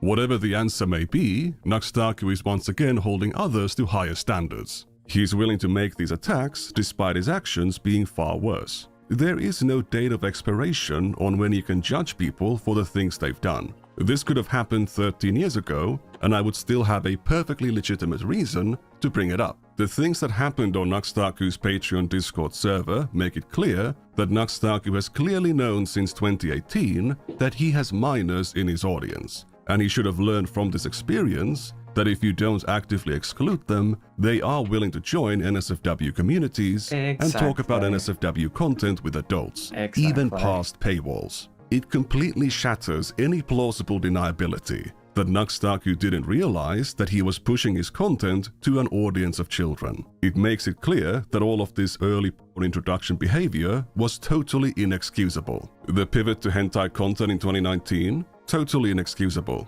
Leaving the Reddit unmoderated? Totally inexcusable. The email competitions? Totally inexcusable. There is some improvement with the public Discord in 2022, since it actually launched with a team of moderators, and it actually had a minimum age rule. But in April of 2021, Nux Taku's plan for it was still to leave it totally unmoderated. I'm thinking of starting a new Patreon, a new Discord just for all you guys, just to spam your shiz. It's gonna be like borderline not moderated insanity. That's the plan. That's the plan. Remember when I Why? said that the Discord predator catfishing video, where Nux acknowledges that predators are a problem on Discord, was released in September of 2021? That was actually a re-release of a video from February. So while Nux Taku is laughing about how funny it would be to leave his new Discord borderline unmoderated, he already knows about the problem of predators on that platform. If not for whoever convinced Nux Taku that he can't just leave his Discord unmoderated, it would have been a do-over of the Patreon Discord on an even larger scale. Man. For about 6 days, it kind of was. So Nux clearly brought up the fact that these things happened 8 years ago in bad faith. He's totally willing to judge and condemn other people for things they've done that are way older than that. If we apply the same analysis to his other defenses, we quickly realize that they were all made in bad faith as well. He does not genuinely believe the things that he's saying. If we grant Nux Taku that the Patreon terms of service requiring parental consent means that he's not responsible for anything that happened to a minor on his Patreon Discord, that position does not mesh with his other beliefs. Just recently, He's an absolute hypocrite. He is an absolute hypocrite. Like I said, he will pander towards his audience, okay? He will give his audience a lukewarm excuse, okay? He will go ahead and he will change the accusations made against him, right? He will claim that Nikandros was calling him a pedophile, which he never fucking did, okay? He will do that the entire time, okay? And it will just be just enough for his audience to not actually look into it or just to sweep for him because that's what he said and his word is gospel. Every single time. Every single time. And it won't stop. It will not stop, okay? It will not stop. Yes, because an unmoderated Discord server is totally a great idea. Whoops, it's current CP summers now? How could this happen? Yeah, exactly. Exactly. Like, it would have just been a redo of his old server. It would have been. That's exactly what would have happened. Jesus Christ. If not, maybe even worse. Because if you gotta remember, his, the old Discord server started before he made that pivot towards more degenerate content, right? Could you imagine if in 2021, right? It would have been insane, and we saw a glimpse of that with the chat that Nikandros just showed. Insane. Absolutely insane. Had the implied nudity meta on Twitch, where they allowed artistic nudity, which is, again, still mind-blowing to me that they even thought this was a good idea on a 13-plus gaming website, by the way. What's the problem? Look at the Twitch terms of service. Minors need parental permission to use it, so it's an inherently 18-plus website. If parents are not comfortable with their kids watching this stuff, it's their fault if they let them watch it. What does it matter if the Twitch app comes pre-installed with your smart TV, and because it's 13+, it's super easy for kids to access on any computer with internet access, like the computers at their school, their library, or their friend's place where you can't supervise them. If following the TOS was a principle that Nux Taku genuinely believed in, he would not only have to apologize for attacking Twitch for 5 years for no reason, he'd have a far easier time defending his past. Yeah, I do regret making lewd content in the past. What are you regretting? The YouTube terms of service says that minors need parental consent to use the service. Nux Taku might have used all kinds of tags, brands, and properties to maximize the odds that his content would reach an underage audience. However, just like on Patreon, the terms of service says that the parents of the kids watching his videos must have consented to it, so Nux Taku should have absolutely no regrets whatsoever. Exactly. But for some reason, he still does. Nux Taku does not... It's almost as if there's a problem with doing that on YouTube or any platform, okay? It's almost as if age restrictions don't do anything. In the slightest, right? Like, the amount of people I hear talking about using VPNs after, like, the porn ban in the UK, like, to circumvent stuff, like, it's not gonna stop, okay? It's not gonna stop, okay? It won't stop. Parent supervision will only get you so far, okay? It is the responsibility of people when it comes to sites and stuff like that, where you have creators who run space, who have human people who notice that people are minors, right? To get rid of them, right? It's that simple. It's that simple. Hell, I remember it being praised. Like, I think I remember it was like so many clips of streamers who would be like, "Huh, how old is my chat?" And then the second that anyone said that they were underage, boom, banned immediately. God, it's almost as if you have a responsibility to stop that behavior from happening. You have a responsibility to try and keep kids safe as a human being, not as a parent, but as a human being. Wow. But there I am, getting all morally pretentious again. Ha. God. So awful. So awful. articulate this distinction, but Patreon has a paywall, whereas YouTube and Twitch don't. If we steelman his defense and shift the focus from the terms of service to the paywall, which we then equate with an implicit age verification, Nux's old YouTube content and the rants about Twitch hot tub streamers would no longer be sufficient to demonstrate hypocrisy. Assuming all of that in his favor, and I'm literally inventing more arguments in favor of Nux to take down, it wouldn't save him because Nux Taku did not merely criticize Twitch for exposing minors to bikini ladies. Every single freaking ASMR streamer on Twitch is linking their OnlyFans because ultimately Twitch is a massive funnel to that stuff, and Twitch knows that. Most of Twitch these days is a literal funnel to OnlyFans. Twitch is funneling children to OnlyFans. In case you didn't hear him specify children, here's another clip from November of 2025. In the past, they've made plenty of questionable bans and unbans, like having full-blown penetrative sex on stream was a 3-day ban. Twitch is hentai, as a very wise man once said. It really is just a soft to hardcore site that's used to funnel children into actual hardcore sites like OnlyFans. That and terrorism. It's literally tits and terrorism on this website. How on earth has it not been swatted? Patreon accepts 13+ users. OnlyFans doesn't. It's an 18+ adults-only platform. So when Nux Taku goes after Twitch women, he does not care about the terms of service. He does not care about parental responsibility. He does not care about paywalls. And he does not care that parents are not checking the transaction history of their children's debit cards, or that kids might steal their parents' credit cards. He holds the Twitch platform and these streamers directly accountable for funneling minors to a paid adult platform.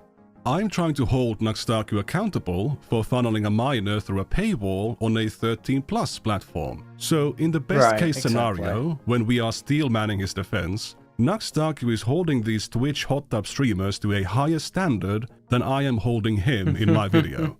It's almost like every single standard I'm trying to hold this guy up to is a standard he has held other people to. If you make videos featuring suggestive material of characters that are popular with children, like Rule 34, children are going to be watching that content. This is insane. It's insane that there's a channel that's out here just grinding this stuff. And you know who's watching this, right? You know who's watching this. It's kids. It's kids that never figured out about Twitch meta yet. It's kids too young for the Twitch meta. Then he uploads that video on his channel with no added censorship, with this thumbnail and these tags in January of 2024. He also understands that the presence of adult content on a 13+ Wait. Why was Saberspark in the fucking tags? What the hell? He also understands that Wait, hold on. Did he cover the fucking Saberspark drama? Wait, where is this tags gone? Saberspark Digital Circus. What? Interesting. Okay. January of 2024. He also understands that the presence of adult content on a 13+ platform functions as a way for children to circumvent their parental controls and access 18+ content. As you know, whenever someone says Twitch meta, it's just women on Twitch finding new ways to sexualize themselves and get mostly underage people that can't log on to porn sites. Mostly underage people that can't log on to porn sites. Yeah, buddy. Yeah, buddy. You know. God, it's almost as if he did that for his YouTube content. Wow. It's not just Saberspark, but also Gooseworks. Yeah, I noticed that. Yeah. This guy's a fucking freak. To beat it a little bit, you know what I'm saying? What the fuck? Thank you.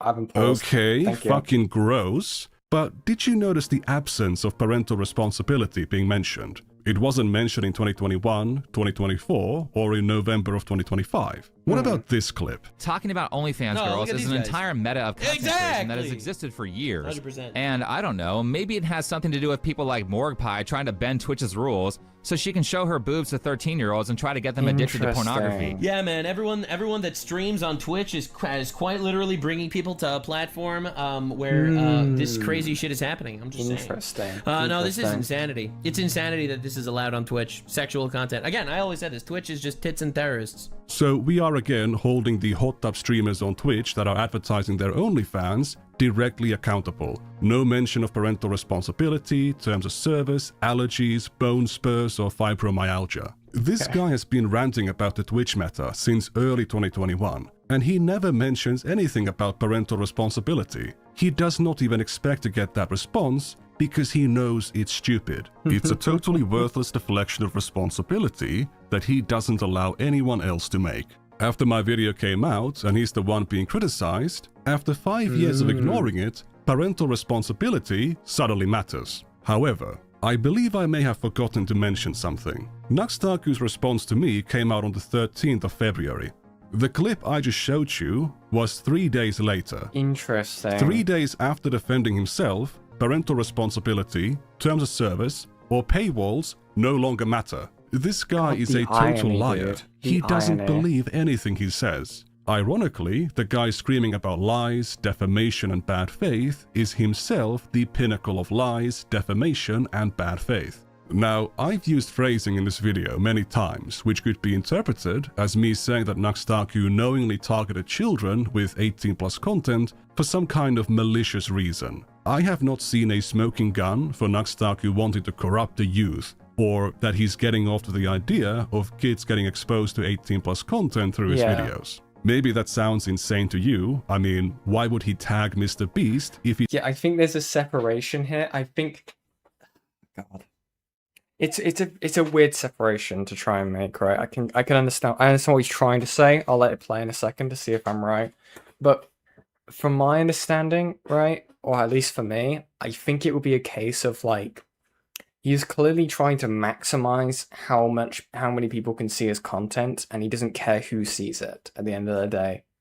It is incredibly dangerous. His end goal is not to try and get kids to addicted to porn. It is just the result of his actions, his very dangerous and reckless actions that he's done whilst being a YouTube creator, right?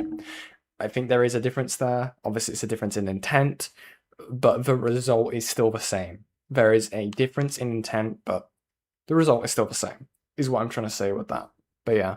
He didn't want children to watch his content. Well, Mr. Beast is massively popular with children, that's true. Yeah. But it's also a massive channel. There is another explanation for all of these things. Nux Taku wanted to make more money, and ethical concerns were not an obstacle. It's actually very easy to facilitate. I haven't pre-watched. I promise I haven't pre-watched, okay? I saw this in my feed yesterday, and I was like, last night, and I was like, yes, I have something to talk about today, okay? I haven't pre-watched, I promise. This is an hour-long video I don't have the time to pre-watch. On a massive scale, when all you see are numbers on a screen, and the more harm you do, the more money you have flowing to your account. I might be totally tunnel-visioned, but at this point, for me to call Nux Taku a pedophile, I'd basically need to see him admit it. There we go. Given how long Nux Taku has been present online, if there were any logs of him preying on children, they likely would have come out by now. There is more evidence for him having a gender-bending fetish than him being a child predator. Yeah. Would Nux Taku ever give this much charity to someone else? Of course not. Yeah, it's not like Twitch that literally knows that it is a giant marketing scheme to get kids addicted to porn. Like, that is the Twitch meta. It's not the YouTube meta. And where's the evidence for that being Twitch's motivation? Is he just looking at Twitch's behavior and assuming that's the case? If so, I would be 100% justified in saying the same thing about Nux Taku, assuming we're judging him by his own standards. But I'm not going to do that because he has no standards. He will say whatever he can to maintain an audience and to make money. Exactly. So what else do we got? Now, I find it ironic that people like Hassan. Oh my god. Hassan is calling me a pedophile for things he's done. Alright? Nux Taku complains about Hassan going on a podcast with the Anime Man and Giguk, who Nux claims are pro-lolly, and his evidence is a tweet from 2019. But there's more. They have figurines of sexualized anime children on their broadcast. I'm not exactly a fan of Aramanga Sensei, but this...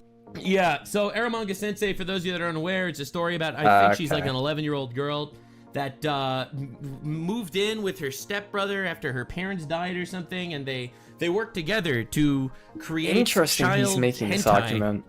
Or something. It's like in episode 2, Sagiri's classmate Megumi comes to check on her because she isn't going to school, but dead ass. Wait, Wait.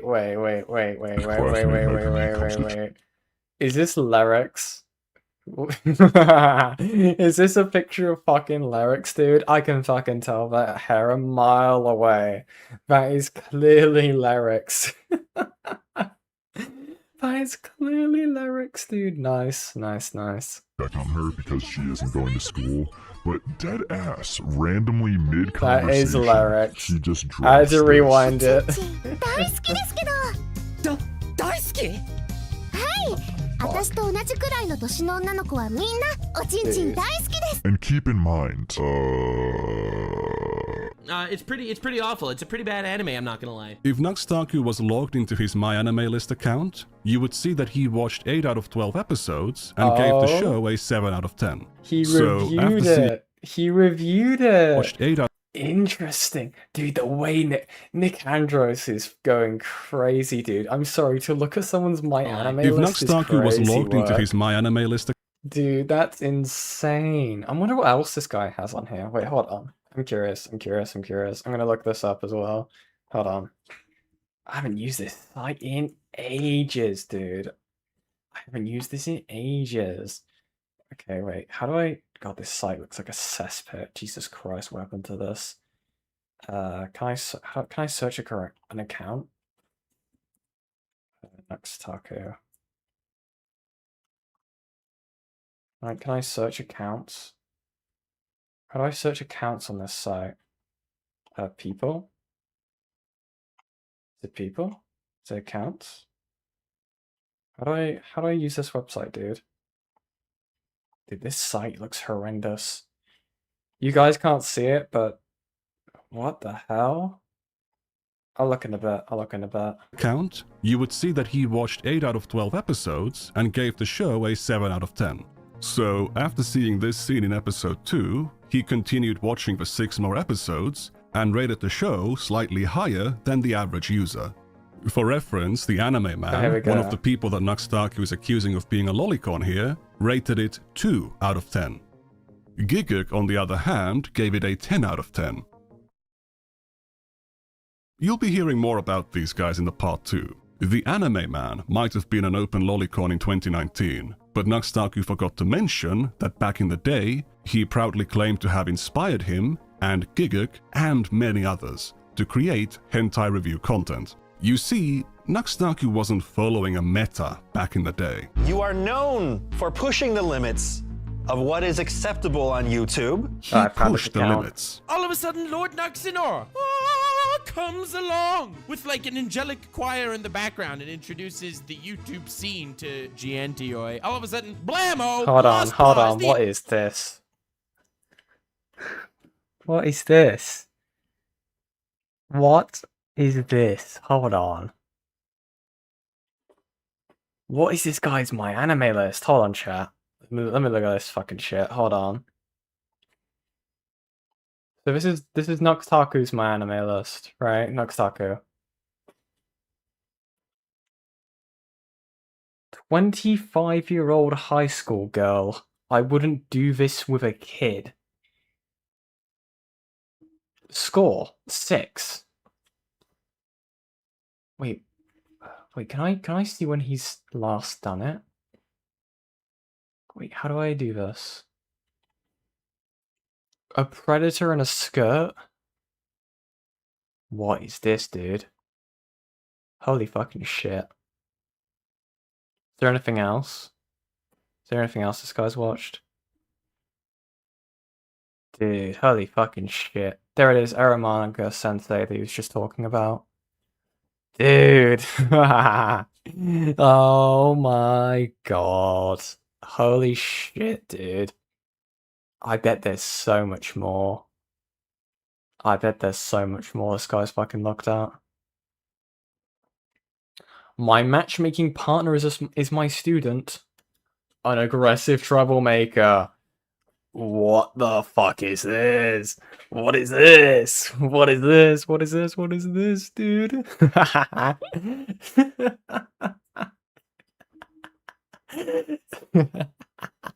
Dude, what a great fucking thing to look at. What a great fucking thing I've just looked down. What is this? Dude, I bet this guy's looked at some fucking foul shit. I'm just looking at the names. Is this the whole list? Is this the whole list? Okay. Okay. Dude. This fucking guy. Holy fucking shit. Oh my god. Dude, horrendous behavior. The anime man, heavenly controller, following the trend. Very cool, fam. Oh, I thank would you, do the Abyssal. same thing. Even though this Thanks kind of for the sending it anyway. trend setter feels pretty good, not gonna lie. He was the trendsetter. I mean, I've inspired countless others. No, the anime man, heavenly. He inspired countless others, and that Ooh. includes Giguk as well. The fact that at least I'm convincing myself, See, Nevertheless is inspired calling the Giguk's video, important I must stuff. say I'm honored. I've been watching Giguk all the way back when, long before I started my channel. But again, that's for the part 2. To summarize Oh. Nux's response, he deploys the whole Wait for the Hassan part system 2. at Wait, me. this isn't the part 2. Dude. Nikandros. Release us part 2. We're not doing Kingdom Hearts shit, okay? We're not doing the 1.5 update. Oh my god. As he seeds about me Nikandros, ruining his public please. perception with things that he himself said/did, and then immediately lies about me while still scared to say my name. Cinema. Peak. So, Tectone, how do you feel about Nux Taku now? Nux is a fucking Jew pedo creep, and that's facts. Whoa, that's a bit uncalled for, isn't it? No, it's not. Yes it is. No, it's not. Whatever. See you later. Actually, I can't talk. I can't talk on... Shit, there goes my mic. I can't talk. Okay, more mic abuse, okay. Shit, I need to fix this thing. I cannot talk about awful video scheduling, okay? I cannot talk in the slightest. Sorry, guys. You guys are gonna hear some mic fighting ASMR, okay? Whilst I try and fix this. There we go. But guys, that was Nikandros' video. What do we think, okay? I think it was pretty good, okay? Apparently it's the 1.5 version, okay? It's the 1.5 version. Not what we were looking for. Not what we were looking for, but still good, okay? Still good. I will live with it, okay? I will live with it. But yes, chat. But yes, the switch up is crazy. Lamau. Okay. I think that's pretty good. We are now going to be covering this. But yes, final thoughts on that. Nux Taku is a freak, okay? He's going to continue to lie about the situation, okay? People are going to keep sweeping for him at the end of the day, okay? Did you see my sneak peek? Oh, fine, I'll pull up your sneak peek, Gilla. Hold on, chat. I need to feed Gilla. We'll watch Gilla's sneak peek, okay? For the series that we dropped, okay? Gilla the Blood Spiller. Fembro, okay. Femios. I mean, what? Okay. Let's get this pulled up. We'll see. Wait, shit, where is it? Is it videos? Sneak peek? Okay, we'll watch his intro trailer, chat, and then we'll continue, okay? Well, we'll look at Gilla's sneak peek. Okay, I know this is exactly how I started the Doodle Tones video, and I'm not trying to make this a running gag or anything, but there's just not an easy way to start this without a teeny tiny preamble, so just indulge me for a moment. Ow. What is context? When you smell smoke, there's fire. You know this because you've lived long enough to understand that smoke emanates from fire. One cannot exist without the other. That's the context. I know It's caveman. basic science. I know caveman But what if stuff. you didn't know that? What if someone stopped you from ever understanding that concept? You would never know what it means. You'd be totally out of the loop. Really, if you think about it, you can control what people think by simply leaving out the context. Say you, I don't know, let's say Just you like really Nux don't Taku. like someone. Let's say you knew of a situation where this person had said something really mean to you. Right after you punch them in the face. You could run around and tell a bunch of people that this person said something really mean to you, and people would go, oh wow, what a fucking asshole. At that point, you have effectively planted the idea that that person fucking sucks because you left out the context. There's just one tiny problem with that. You see, well, the person you just lied about heard what you did and decided to show everyone their secret recording of you punching them in the fucking face. So now you've been discovered as a liar. But it doesn't just stop there. Because you got caught lying, everyone's perception of you has been permanently recontextualized. Okay. If they're willing to lie about that, I wonder what else they'd lie about. This is also why transparency and honesty are important. Trust is a currency that you spend when you lie. The bigger the fib, the higher the price. And let's just say today's subjects went bankrupt. Enter Madison the Cat, Deed, and Practically Silver, Michael, a coupling of friends turned coupled who hail from the good old slideshow commentary community. Well, what's the slideshow commentary community, Gila? Ha ha ha! The veil of ignorance is a pleasantry that can only be enjoyed once. Long story He's actually short, like it's this. bad. He's actually like this. If you don't pick up the call, okay? He genuinely shows up to your house and does this shit to you. And full of awful people, as you will soon learn. So naturally, over the course of the expansive history of the SEC, Deed and Silver have cultivated quite the storied presence with many of its members. There was a drama, feelings were hurt, videos were made. Nobody outside of it really gave a fuck, to be honest. Though what really caught people's attention was what happened afterwards. A Discord server gets leaked, particularly claims said in a Discord, claims by Deed, claims that someone had enabled a groomer, claims that were quickly discovered to be complete bullshit. Yeah, there's more where that came from. Naturally, because it's the SEC, the next logical step was a confrontation call, and it was held in regards to both the claims being made in the Discord and the videos released just weeks earlier. The person being lied about was also a subject in this video. And a bunch of crying bullshittery ensues. I'm sorry. She's oh, panicking this right cool now. dude. Why? I have not even said anything. I'm not a question you can get wrong. How old are you? Okay, take my microphone. It's okay. Okay. I'm sorry. It's okay. Hold on. I'm 26. Oh, I don't miss What are you this. so afraid of? I'm worried if I'm too honest, you'll make fun of that. What? Did I come in here with an aggressive tone? No, Because- I really appreciate that. I'm sorry. I have complex this is so PTSD. Now, this call happened before all of their videos were poured through. So if you're wondering why we're not addressing everything in this call, that would be why. The fuck you mean you didn't watch the videos? Give me a fucking break. What is this, amateur hour? Huh? What's that? What? Yeah. You're fucking lying. It took so long. Collectively. 20 fucking hours! There's not a single fucking event that has occurred on this planet that requires 20 hours to explain. There are documentaries about century-long bloody wars that have less runtime than this. I might Who watch the fuck am I those after kidding? this. The video is almost an entire day long. They wanted you to watch these things in succession. They're treated as a fucking trilogy, guys. Of course I watched it. I just had to, okay? Pedantry is my forte. I went into this expecting it to be a giant waste of time. Granted, it's practically spilling from the seams with filler nonsense, but thankfully, there was a silver lining. After sifting through the videos and the Google Docs and hearing testimony about some of the behind-the-scenes stuff, I can confidently say this might be the worst YouTube couple of all time. Not only are they malicious liars, not only are they self-victimizing psychotic cry-bullies, that they were so desperate to manipulate the audience, they didn't realize they were actively incriminating themselves. They admit to abusing each other. They admit to covering up for 2 child groomers. Count it, 2. Deed's manipulation tactic of trauma dumping ends up backfiring massively. And let's just say there's a very good reason why Deed and Silver have cut all comms and are hunkering down to weather the storm. This is what happens when you let 2 narcissistic assholes feed off of each other's delusions for several years. This is the content nuke that blew up the uploader. Ow, my eyes. Awesome stuff. Awesome stuff, okay.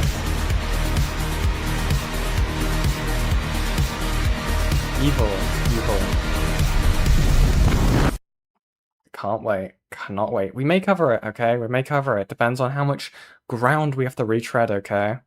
Evil stuff, okay, dude. Dude, I'm actually curious, how much of that did we end up covering? We went through quite a lot of the Deed and Silver stuff on my channel.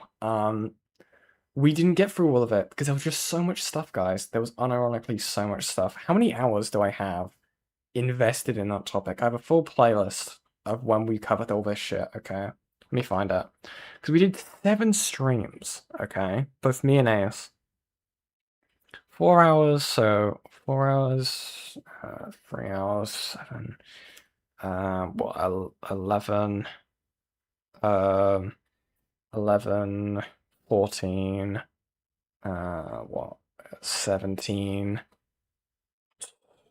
22, 25.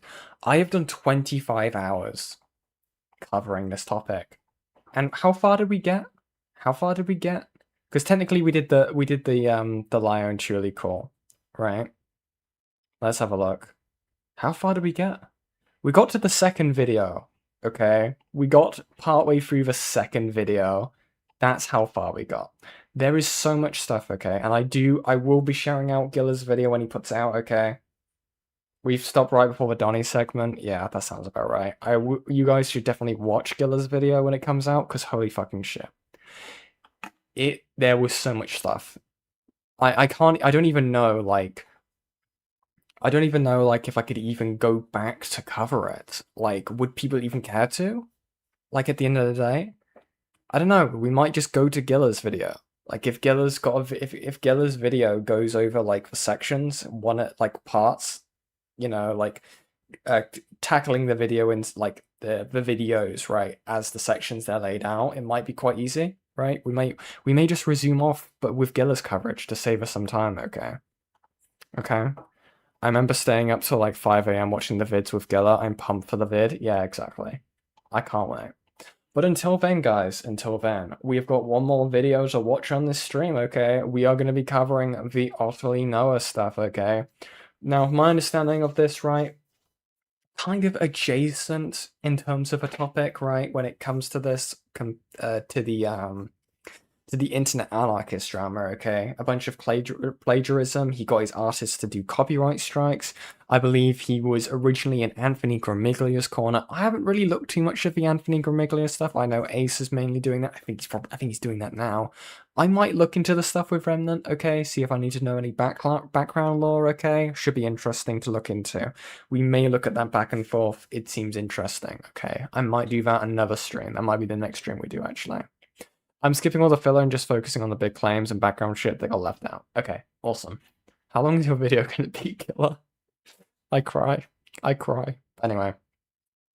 Let's get right into the... No. Oh, get out of my head. Come on, Toastify. What have you got for me? Let me push the button for you guys. Dude, hello. I love Toastifys editing, dude. I need to lock in. I need to learn how to edit, okay? I'm aware. Bad editing, but good information, okay? That is what my channel is. Couple of years, we've seen people saying slop more and more. It's used to describe easy to consume content with its only purpose being sustenance or entertainment. Whilst it's easy to attack for its lack of creativity, it does at least serve a purpose. But where it becomes more egregious is if it's not presented with honesty. If you're going to espouse lots of incorrect details or preach morals that you don't really stand by, what value does your content even have? What makes you different from any other random person who can fake it till they make it? The points you make in your videos and how you present them says something about you. Unless, of course, they were never your points. Otterly Noah is a left-leaning video essayist with around 50,000 subscribers. His most popular videos are all about autism representation in popular films and TV. You can tell this because his description says #autism. But as of recently, he's made several videos going after political grifters in media criticism, or as he calls them, griffly bears. Noah's widely disliked target and his coverage of them have gathered him a core audience of supporters. But what separated video and persona began to shine through with a myriad of online drama. It ended up questioning whether Noah's content was even his own and not just copied from others. In these last few months, he's proven himself to be manipulative and dishonest. The public window he gives his audience is far from showing the full scale of his actions, and it begs the obvious question: if he were to look at himself, would he use the label he throws onto others? Okay. I'm definitely Otterly intrigued. Noah is a media reviewer by trade, so it was unlikely for him to ever come across my radar had it not been for the way he started his major controversy. In early January 2026, the streamer Tectone had his court battle come to a close. Now, summarizing his whole situation isn't for this video, but basically, his ex-girlfriend accused him of abuse. The court agreed. It's said every time he touches his beard, he is lying. That's awesome. And Tectone had a whole load of restrictions upon him as part of a restraining order. With this huge news coming in, a lot of people wanted to know Tectone's history of controversies and how this all came to be. Noah, seeing an opening, posted a tweet glazing himself on Twitter. The link below was his video, Anti-Woke Religious Gamers Are Unintentionally Hilarious, Hunting Grizzly Bears. But the tweet caught the eye of Shamu, a smaller drama creator who had been one of the breakthrough people covering Tectone. And when you put Noah's video side by side with Shamu's uploaded a few months prior, you start to see some very similar passages.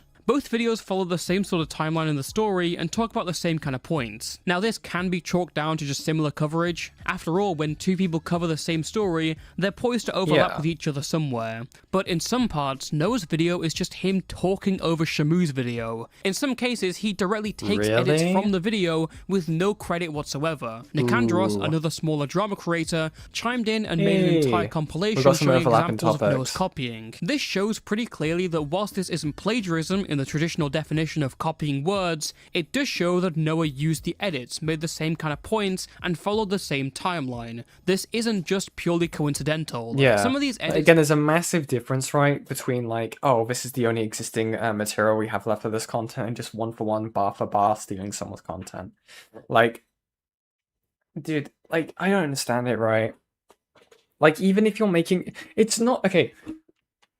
I don't even... This is not a very hot take. If you have a point, right, that you agree with from another content creator, okay, it is not shameful to include a clip from that content creator, link it, right, as long as it's not, like, going too long in the point, right, okay, if it's a bit of evidence that a content creator has only showed in their video, all this stuff, okay, it is fine to include it, okay, as long as you link it and credit the person, at least for me. That's my standard, right? That's the standard for my content being used, right? Because my content has been used by other people. I mean, Gilla, for example, has, like, linked to my videos before, and stuff like that, right? Like, I don't think it's the worst thing in the world, but when you get to this point, right, where you're one for one just stealing people's stuff, right? Insane, okay? Insane. I'm not very good at editing, okay? But I've never gone to someone else's video and gone, I'm gonna copy them. I am gonna copy them for that, okay? I will live with my fade in, fade out tool and I will be happy for now, okay? Until I get on a laptop that can actually run an actual editing software that is not Filmora, because fuck that app. Never get Filmora, guys. If you do video editing, don't get Filmora. It makes my life 100 times harder, apart from audio editing.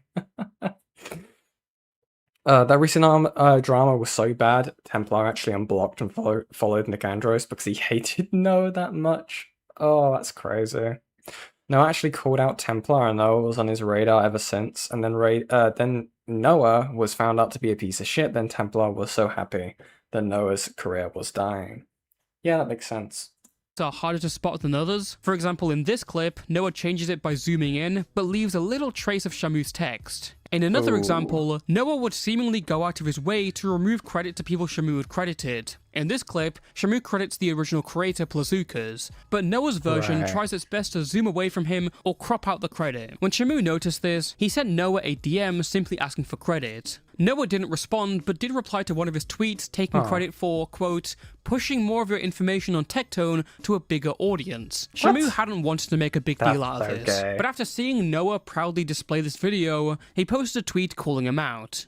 Noah then pumped the brakes and said that he never saw a DM and he wasn't trying to come off like he plagiarized him. Shamu doubted this and reiterated that he had no right to rip his video without any sort of credit. Noah responded saying that just because he screen recorded and ripped Shamu's video, it wasn't his intention to plagiarize. He just wanted to use his bigger platform to let people know. What? And then Templar stumbled upon the tweet Nikandros posted of the leaked Discord calls. He actually agreed with Nick and the rest was history. Wait, what leaked calls? What's this? And then Templar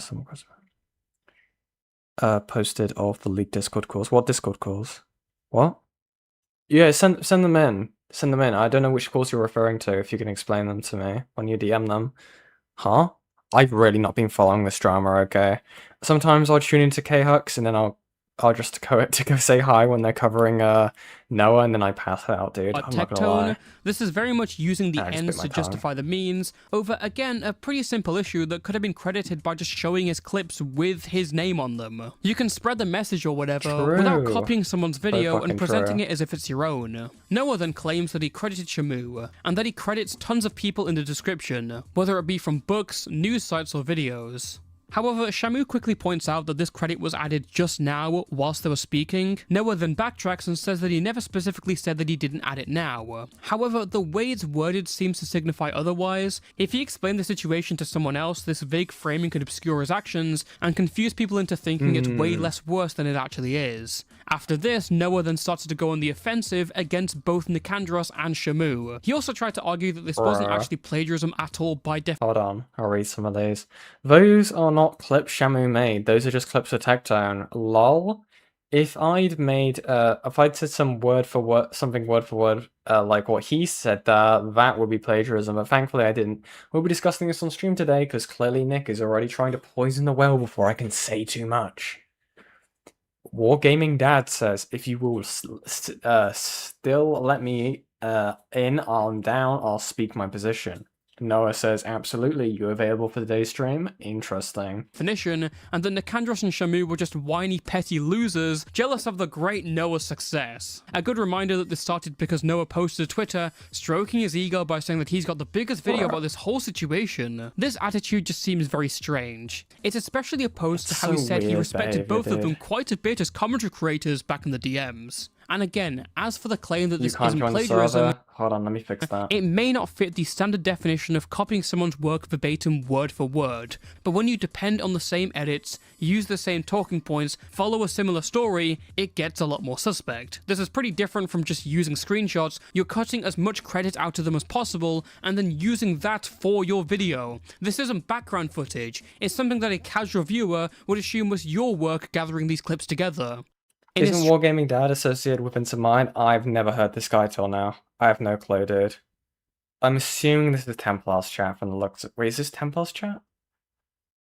No, this is just a Templar orbiter, okay. Stream chat, Noah would later gloat about how he was gonna roast Shamu and Nikandros, immediately labeling them as seething conservatives. This is despite the fact conservatism never had anything to do with this discussion. What exactly is the chud-coded behavior here? Holding someone to account for not giving credit? Correct me if I'm wrong, but the last time plagiarism was significantly discussed online was a huge left-leaning creator raking these people over the coals for 2 hours straight. Come on, man. Do you just want to label them as conservatives because it'd be easier to write them off? Also, there's this tweet which I just want to highlight.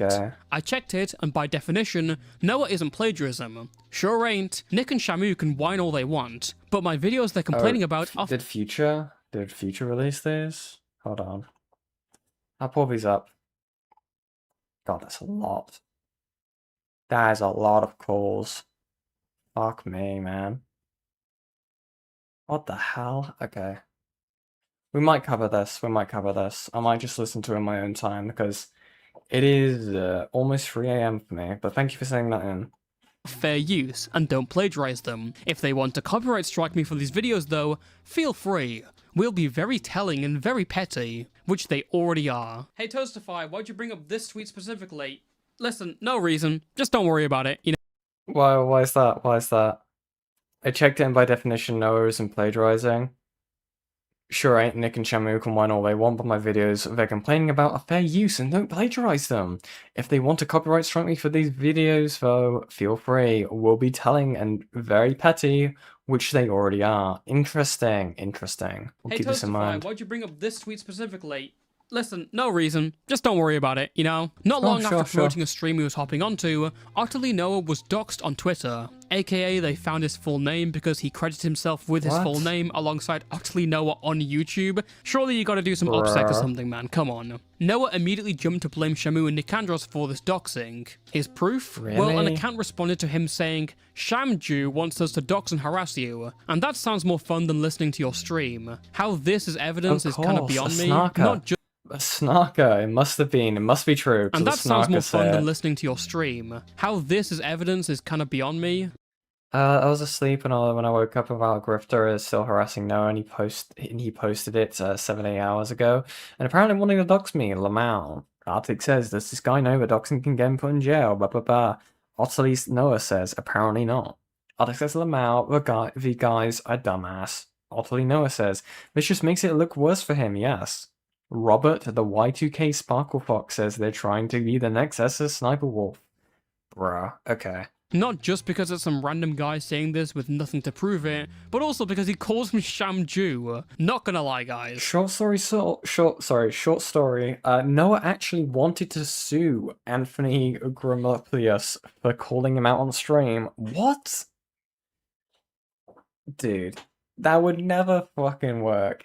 This guy is such a little crybaby. Oh my god, man.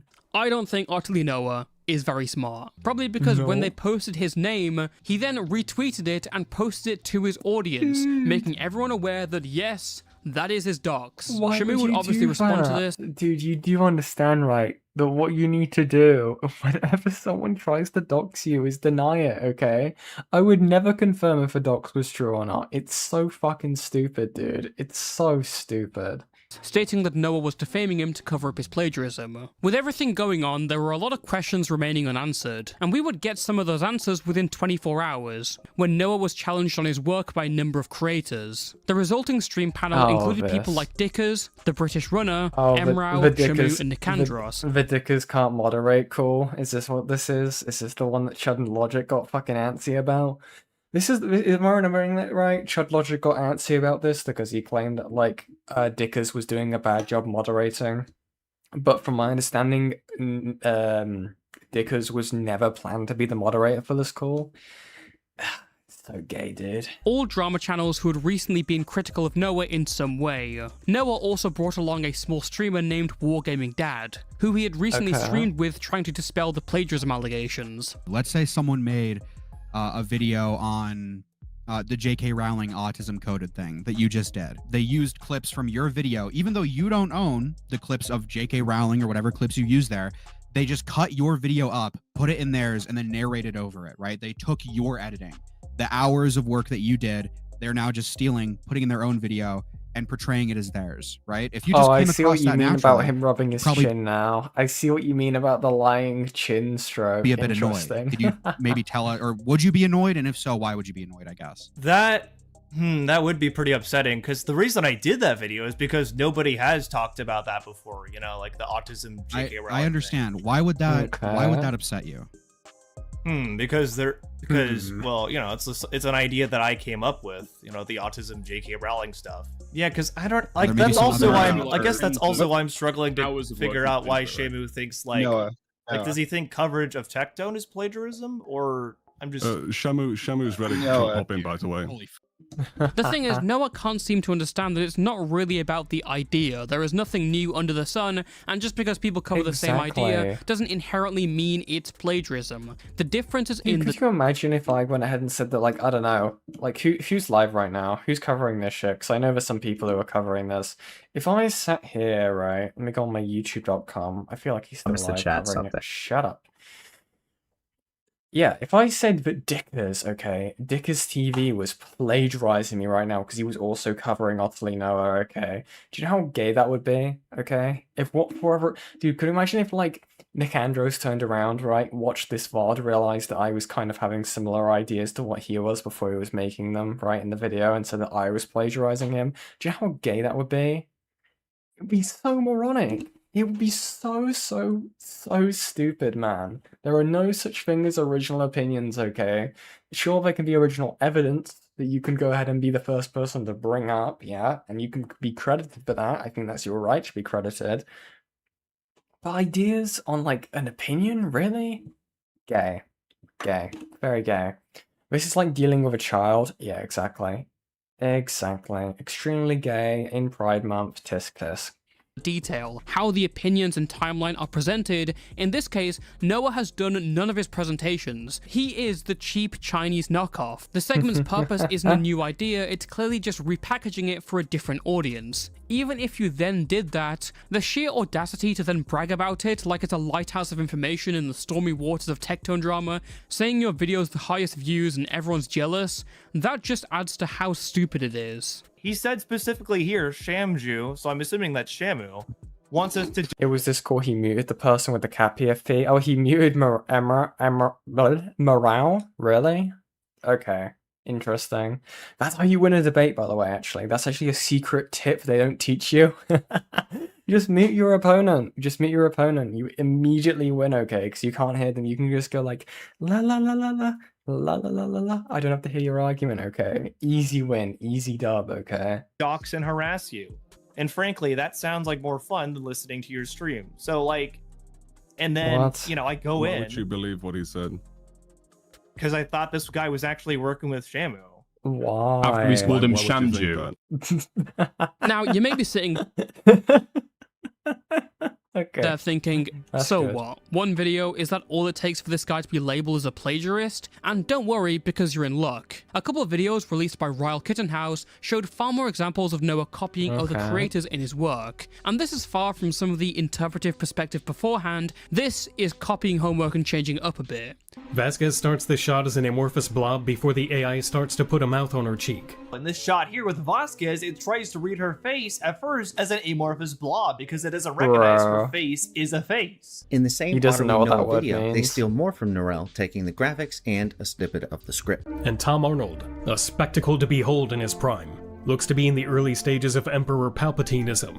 This shot here makes Okay. Tom Arnold look like he's turning into an amalgamation of Emperor Palpatine and Donald Dude, Trump. it's Doing a one for retrospective is one. one thing, It's but in one this for video, one. both Noah and Vincent Pavarel are responding to the same video, and Noah is coincidentally making the same sort of points, using the same footage, and saying the same descriptors. This year kicked off with Captain America: Brave New World. No, this year kicked off with Companion, Better Man, and Dog Man. This year kicked off with Captain America: Brave New World. No, this year did not start off with Captain America: Brave New World. This year started off with Companion, Better Man, and Dog Man in Dude. January of It's one for one. I didn't know how bad this shit was. Oh my god. Morale called him retarded and Noah immediately disengaged and said that he outed himself, trying to say he was ableist because Noah is autistic. And being called retarded is a bad thing. Okay. Okay. 2025. And I'm Nice. even skipping on a couple. One of them, Better Man, was a massive box office disaster. But let's not use box office as a metric to determine a film's quality for a moment. Better Man was actually a pretty decent and unique music biopic about the British singer Robbie Williams that unfortunately ended up being a big flop for Paramount. But let's take a step back and not use box office to determine whether a film is actually good or not, Jester Bell. Having a unique energy to it, incredible dance sequences. Some absolutely gorgeous dance sequences all throughout. I thought it would be a good time to just express what I've been feeling this year reviewing movies. You mean reviewing only massive blockbuster IP-driven movies and not really movies in general, but okay. To just express what I've been feeling this year reviewing movies. Ah yes, and by reviewing movies, you mean only major American mainstream blockbuster films. Sinners and Weapons, there were a couple things in it that I thought I clone, don't want to see that in dude. theater. What couple of things do Dude. you feel like you don't want to see He in would be so much like I don't know how to describe this, dude. He would be so much less of an issue, right? If he just went the full disingenuous route and just started uploading AI shorts, okay? That's all this guy needed to do, okay? And no one would bat an eye. No one would bat an eye if he was just stealing in that way. Oh, excuse me, stealing in that way, dude. What a little disingenuous little hack, dude. Not an original thought in his head. How can you be this, like, unoriginal with opinions about creative media, okay? How hard is it to have a creative opinion about media that is unique to you, okay? Or not even that, not even just a creative opinion. Just, you don't even need to do that. He could just talk about statistics. He could just talk about, like, the actual stuff when it comes to media, okay? He could talk about the numbers, how they sold. He could talk about the general public reception. He could just do, like, an internet versus the movie type of thing, right? Even though someone's kind of doing something like that with, like, internet drama, it still would be unique, right? Actually, I don't even think I haven't heard a single person do like an internet versus X movie thing, right? That would be an original idea. He could have just done that. Easy content for him. But he had to go out of his way and just copy someone else, dude. Insane behavior. Insane. It's so weaselly. Sinner specifically. You want to at least elaborate a bit on that? Also, what exactly in Sinners made you not want to see it in particular? You mind elaborating on that? Just so much more sludge. That sludge is Disney and IP movies, Jester Bell, which is not the entirety of Hollywood or movies all across the world. It's just so much more sludge. That sludge you're referring to is just simply Disney and IP movies. That's not the entirety of Hollywood. Why not hope for movies that do better at the box office to be good movies too? Why not hope for movies that are successful at the box office to be good movies first and foremost? On paper, this might seem like a different video and not word-for-word plagiarism by definition, but in its soul and spirit, and I think production, this is just a regurgitation. It doesn't have its own opinion or story to tell, it's a copy-paste of a rebuttal.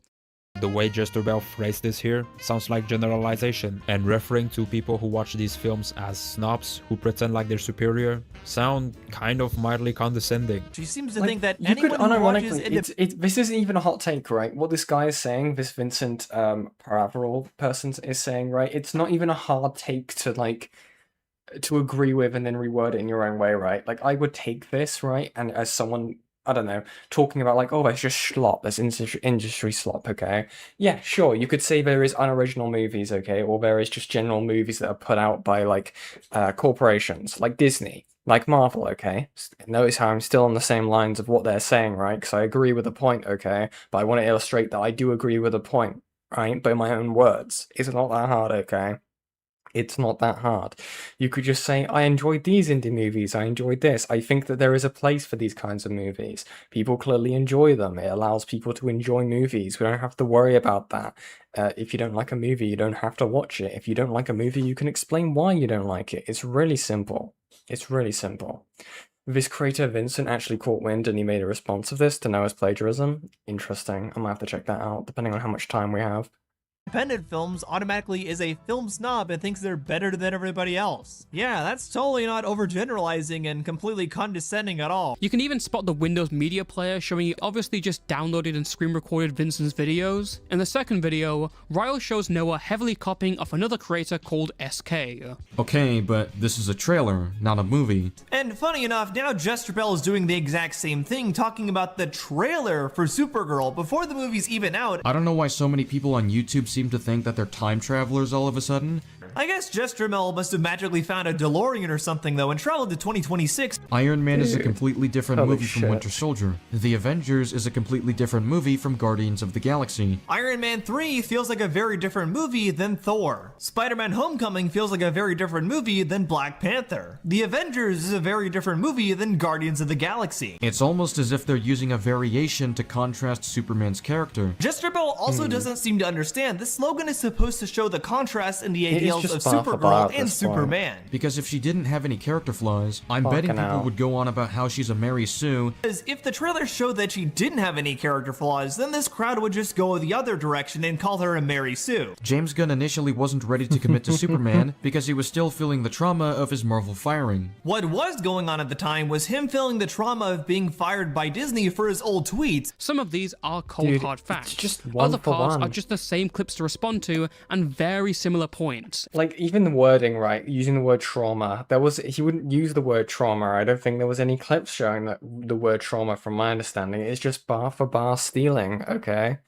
Jesus. Following the stream, Noah put up a community post apologizing for his plagiarism of Shamu, Vincent Poverel, and Nerol. This was pretty straightforward and plain, which is a decent rule of thumb for apologies like this. He also made a video apologizing and committing to rectifying his issues through plagiarism detection software, which I don't really know because I don't think those software even detect YouTube videos. You just don't have to copy their points, especially in a rebuttal. Just use your brain to respond. Noah also doesn't note the false accusations he made of doxing. Now, you might be feeling a little lost and out of whack right now, and that's because usually when looking at a content creator, I don't really get stuck into the drama immediately. I'll give some background as to who this creator is and what they do, but with Noah, apart from the autism representation videos, I can't really portray that accurately, because in a lot of the examples of recent content, it's been shown that it's not entirely his. It's hard to summarize Noah's personality and what he makes when I don't even know if it's the points he came up with. It's not like he has a baseline baseline story and relies more on his personality as a way to accentuate it and give his unique flavor, that is just not there in the way that Noah approaches these videos. So by the way he works, there's nothing that inherently separates him from anyone else. Would relying on other people's points to slide by for easy views without credit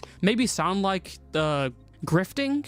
You decide. Most of Noah's fellow creators and his audience were happy to forgive him, despite how this had called into question the entire nature of a lot of Noah's videos. At the very least, it shows that he doesn't really have what it takes when he has to speak for himself. Again, you're bound to collide in points when responding to a video, but the point of responding to a video is that it's a response. It is your personal feelings on someone else's take. Noah doesn't seem to be able to do that, at least in these examples, without lightly or heavily lifting someone else's takes. And so maybe it wasn't surprising when Noah was personally criticized and thrown into his own drama, his crumbling was instant.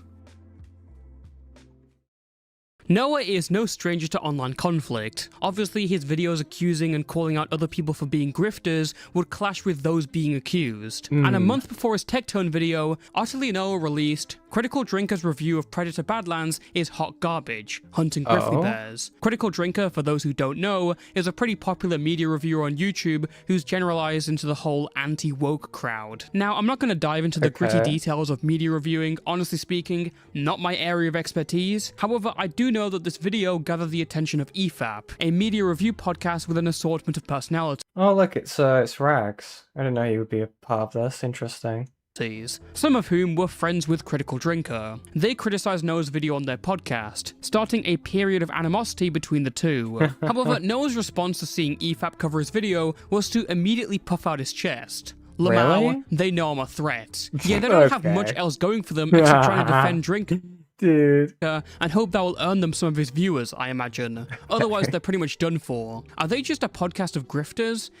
Essentially. EFAP's coverage plus the plagiarism controversy had attracted some unwanted attention to Noah. He got into fights with a fairly small channel named KinoFlex, who you're gonna see pop up more frequently. And more importantly, on April 12th of this year, I heard that Kino put out a really good video talking about H3H3. I haven't seen it yet. I've heard good things. I've seen a lot of the clips from that video being used around, okay, with the whole H3 drama, okay, on the timeline, okay. Evil stuff, okay. Definitely good stuff.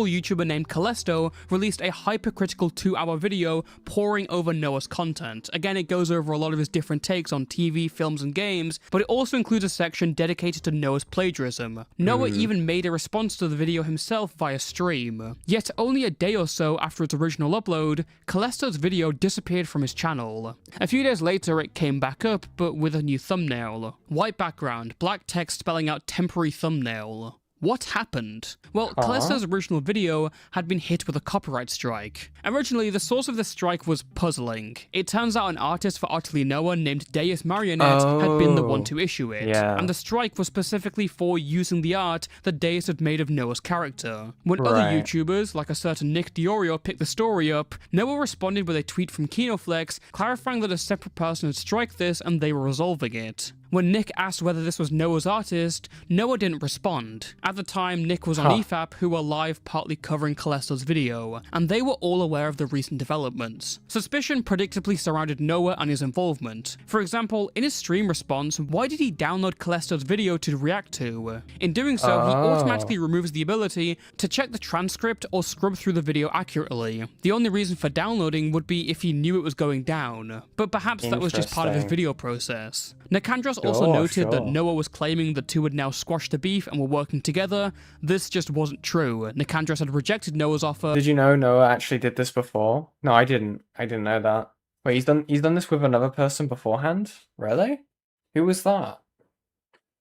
Wait, who was Noah previously struck? Interesting. Interesting if there's a pattern of behavior here. I'm actually curious. Did he ever cover the I wonder if he covered that. Otterly Noah. I wonder if he covered the internet anarchist stuff. That'd be interesting to know. Let's see. Internet anarchist. He didn't, interestingly. Interesting. He didn't cover it. Oh, interesting. Has he just been continuing to upload like it was normal? Or he did do a video taking accountability. Interesting. Interesting. Huh. What the fuck? Okay. Interesting. Oh, he's got a Discord server? Let's see if I get insta-banned. Invalid link. Huh? Really? Hold on. Oh, is his Discord server gone? Huh. Oh, wow. Yeah, his Discord server's been like... he shut it down, I think. He shut down links for it? Interesting. Interesting. Okay. Probably because it was getting swarmed. Other gaming troog. We'll have to get them on. Oh yeah, no, that was the guy who did like a diss track on him, right? I think that's right, isn't it? That's what he did. That's my understanding of it. Interesting. Okay. But recommended him resources for original research. At the time of the EFAP stream, Noah would also post to his community tab, clarifying what happened. I'm well aware of the EFAP stream covering Callisto's response to me, but I want to make it clear that the response doesn't change what I've said about ending the beef with both Callisto and Kinoflex. He was sent a copyright claim from someone I know, but I was not responsible for it. I'm working to get it resolved to show that I'm not going back on my word, and I'm looking forward to the next stream to finally put all this drama behind us. The morning after, Kinoflex revealed the strike was now in the process of being lifted. When Dickers publicly pressed on how convenient this had all been, Kinoflex sent him a clip to prove the artist was acting on her own. In this clip, Noah, his co-host Simon, and the artist Deus are in a call. This 30-second clip shows the artist being pretty protective of her own work. Well, look, I don't post on YouTube. I have nothing to do with that community, so to know that people are using my work to promote their stuff is kind of shocking to me, because I post no videos. I don't know who any of these people are, so for me, it's a no-go. So for you to tell me that someone using my work that I have no idea who they are, never seen these videos, never consented to their opinions, it's like I'm promoting their work. Yeah, fair enough. Fair enough. I get what you're saying. So, like I said, I'll actually, I'm sorry, honestly, if I actually, said something that might have actually been off there, so. Well, me and him have resolved it. He's removed it. I've removed the claim because he's taken the art off, and... That clip was recorded without both of their consent. Yeah.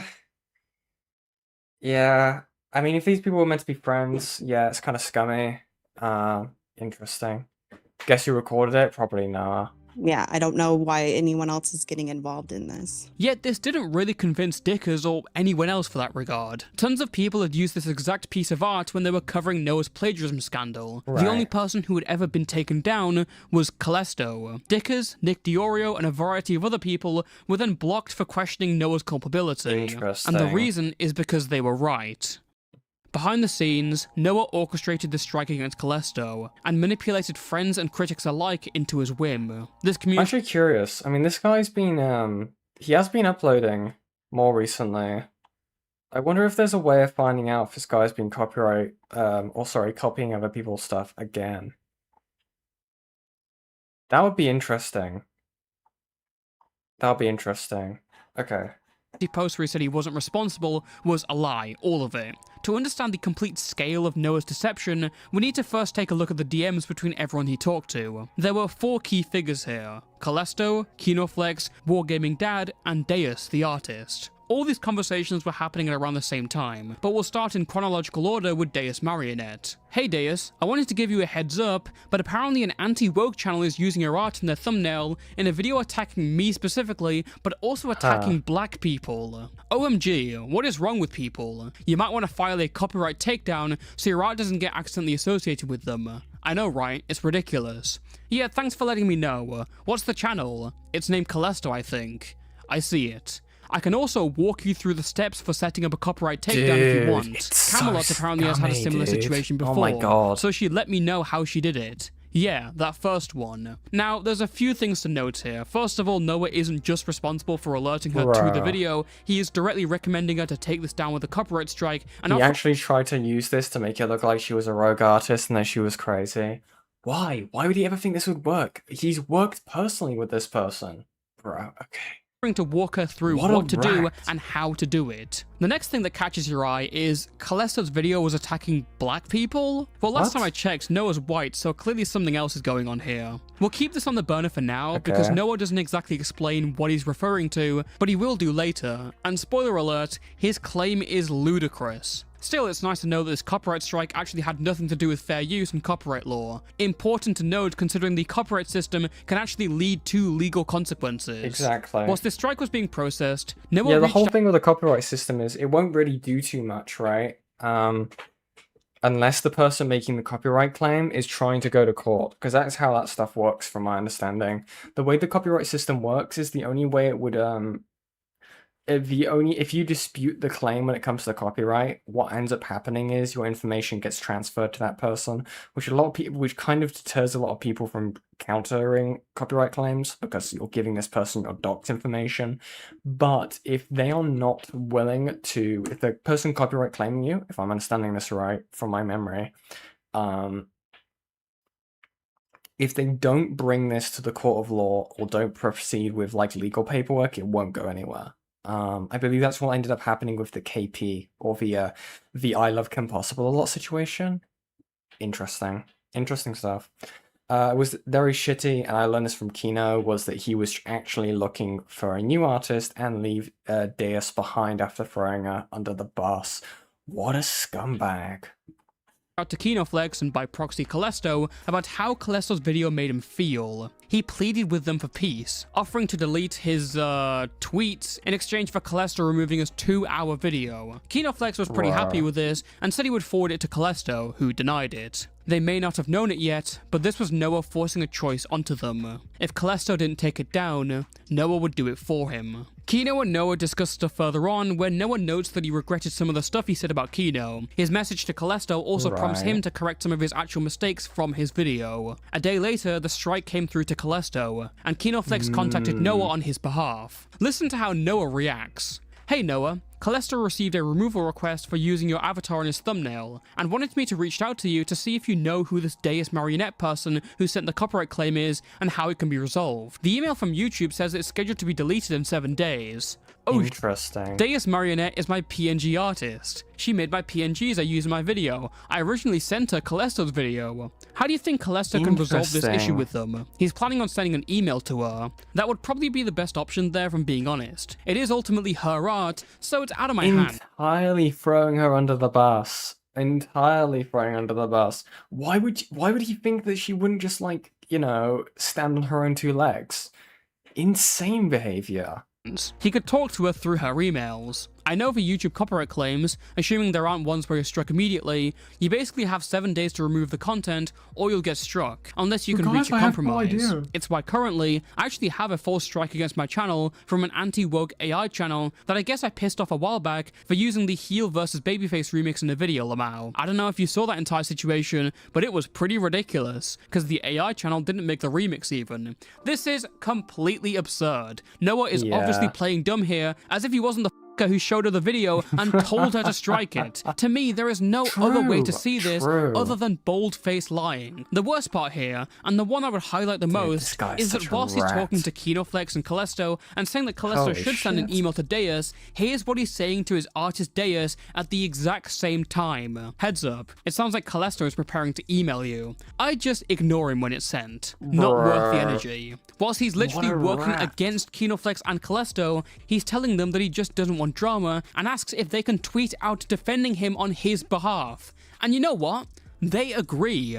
In this sense, he's also shifting the blame away and onto the artist who did it. Feeling the online tide shifting, Noah directed Deus to remove the strike. The next day, people like Wargaming Dad and Noah's co-host Simon were out in spades defending Noah from the suspicion put forward by various drama channels. Their logic was that this was Noah's artist, and there was no proof Noah was guilty. Whilst this was going on, Wargaming Dad was messaging Noah, and the more he inquired into the situation, the more defensive Noah became. It's been resolved. An artist friend of mine copyright struck Callisto apparently out of nowhere, since she felt him using her art without permission was him using her to promote his ideas, or whatever. Callisto reached out to her, and I did too. Seems she pulled the claim, thankfully. Okay, good. Alright, yeah, me and okay. Simon VC'd her too to confirm. Brother. Cool. Simon says you didn't commission What the a art rat, used. dude. No, What it a was rat. free, so that threw another wrench into it. I didn't pay for it, so she had full ownership over it. Do you know when the video first got taken down? Wait.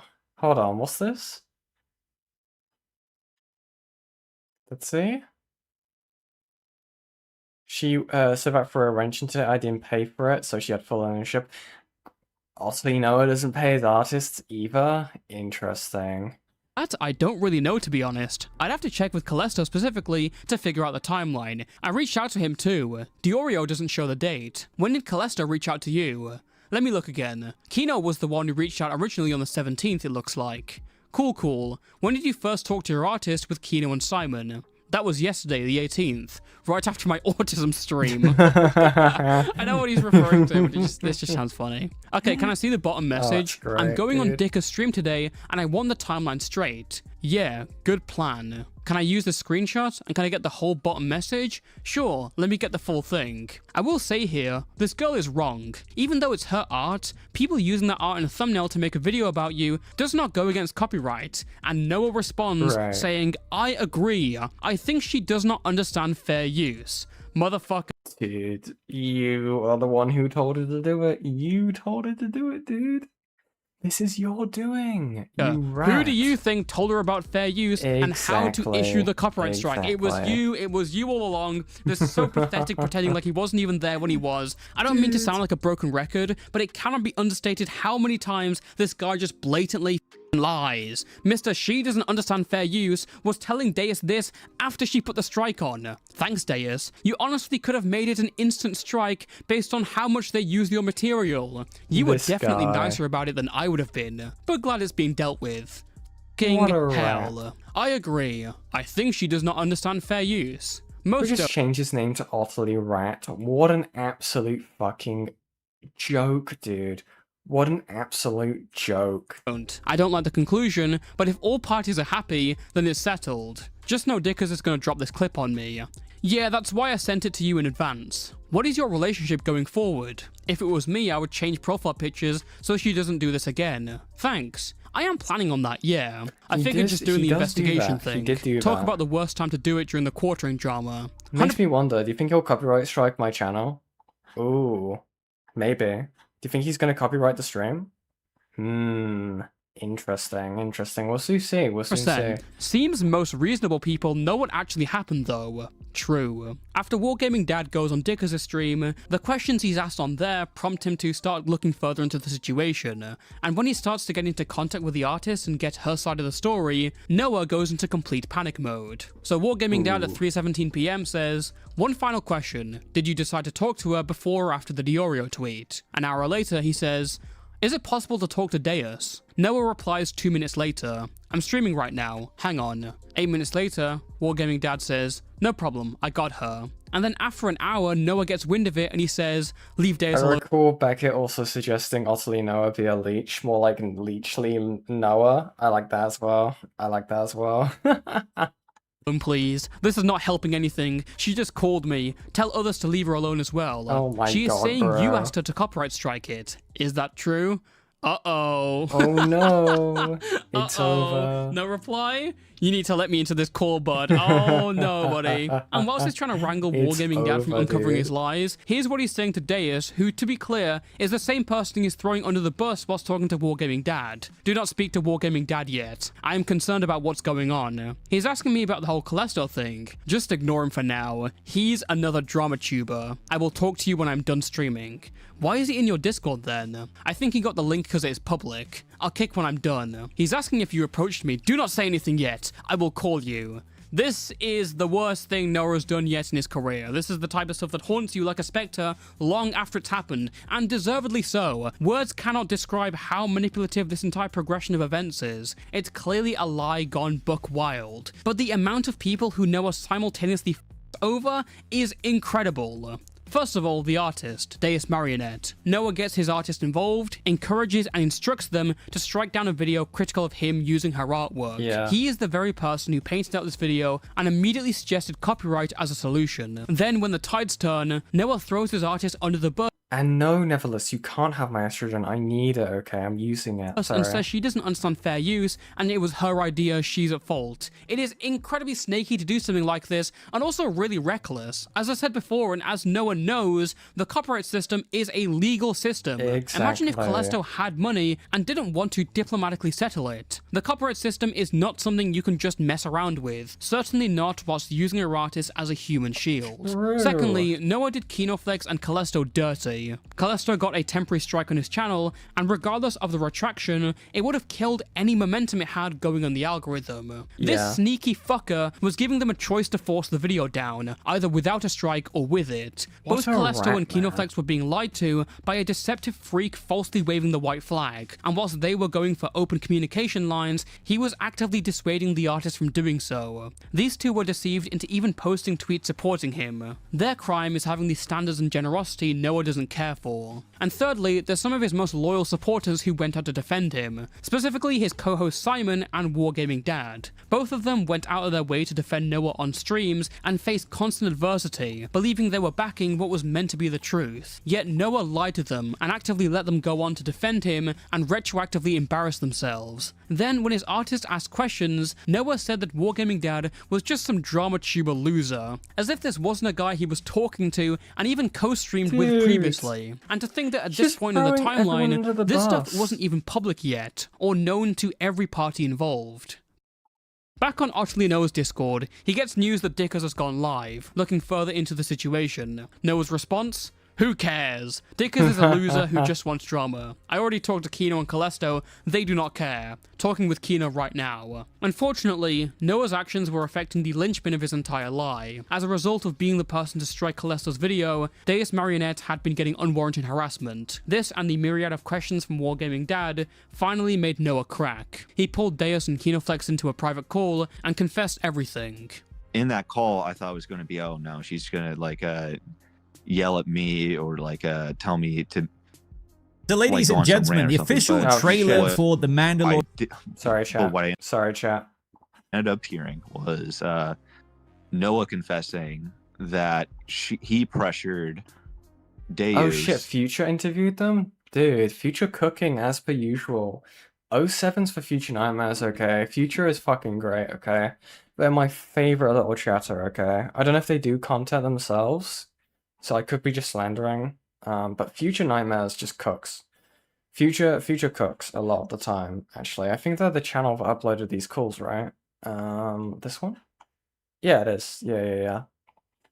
Dude, like, subscribe to Future, okay?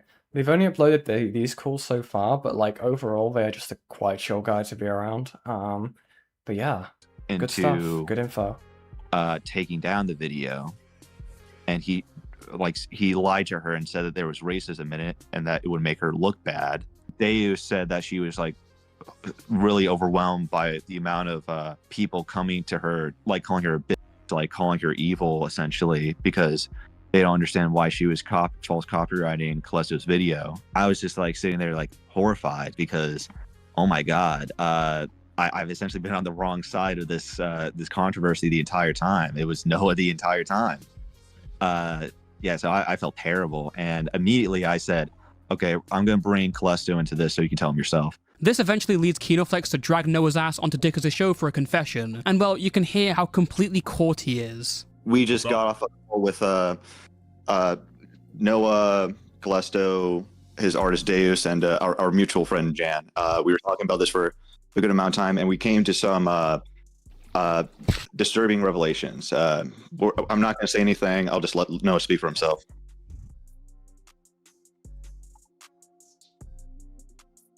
Yeah, buddy. Noah, hello? Hello?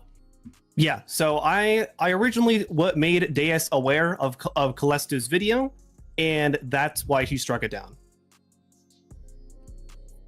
Because people lied. Why did she come to that conclusion? Lying. Because she thought it was racist, and I thought it was racist. Explain it to me, because I'm... Now, even here, Noah doesn't have the courage to tell the whole truth. He says that he showed Deus the video and called it racist, which is why she struck it down. What he doesn't mention is that he specifically instructed her on how to go through the YouTube copyright system. Well, what did you do besides thinking that was racist? Specifically, I thought it was racist because of a section in there about Sweet Baby Inc. and also a section in there about Django Unchained in Tarantino movies. Wow, so after all this time, we finally have our reason on why Noah thought the video was racist. Now, the part that he's referring to is a section where this Sweet Baby Inc. person criticizes the film Django Unchained for not being focused enough on slavery and being black, and how it focuses more on Dr. Schultz than it does Django. He doesn't get his moment to go off. Here's what Callisto had to say. Django Unchained is a great western. It's bold, written and paced well, has explosive action, phenomenal performances, a satisfying arc and ending. Every single objection that this individual has is explained in the narrative. Django starts off as a slave. The reason why someone like Schultz has the best lines and monologues is most likely due to his formal education. And before Django can do this, he has to learn how to read. Before he can make executive decisions on how to tackle a mission, he probably needs to learn how to be a bounty hunter. Thus, the entire ruse to get Django's wife back without being put in a compromised situation, which is why Django would defer to Schultz on how to conduct such an operation. Even as she constantly references how the film Blazing Saddles does genre correctly through the prism of identity, she then has to admit that it fails in its depiction of Native Americans. But the fact is, while Blazing Saddles is a triumph for me, it is an abject failure at portraying its indigenous characters. And it fails because Brooks made sure to interrogate his bias and privilege in relation to blackness, but he didn't offer the same respect or care to the only people who can, in my opinion, truly transform Westerns as a genre. Now, I was watching this thinking, hey, where's the racism? And I believe I may have found the comment Noah was referring to. Listen, guys, if you're sensitive, prepare yourself. If there are children in the room, block... Be prepared, okay? Nevertheless, Joshua Notion, get behind me, okay? There he is right now, because this clip may be setting off a few race riots as we speak. Another former employee of Sweet Baby Inc. came out and said that for her game Validate, it was important to not have any white people on the team, as white people would just microaggress on everybody at the company, and I guess that would just be one giant HR nightmare. Man, I wonder why someone would object to Sweet Baby Inc. To any reasonable person, this alone would disqualify such a group from having input on various narratives.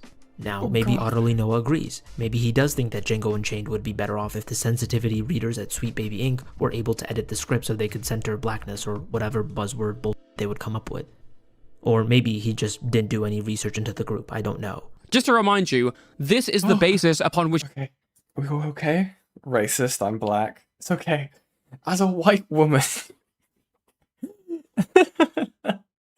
As a white woman, I will protect you from racism, okay? As is my duty. God damn it. Oh, I'm gonna get beat. Noah decided that Callisto was a raging racist deserving of copyright smiting. Yeah, I don't believe that. My motivation was to not have her associated with a video that I personally deemed as racist. But she's not associated with it. Nobody knows that she's drawn that profile picture. In fact, she doesn't even have a Twitter account. One of my mods. How would that be a valid copyright strike, Noah? It's a transformative thumbnail. True. Well, I think she was I figured she would be more interested in seeing the art changed. If she just... How would you represent, right? If you're, for example, if you wanted to do a yen expose, okay? How would you be able to represent the fact that you're talking about me? Okay, someone who hasn't done a face reveal, okay, whose only online persona is this little creature you see on the screen, my profile picture, and fan art I've received, okay? And my stealth sheet. None of those have been created by me, okay?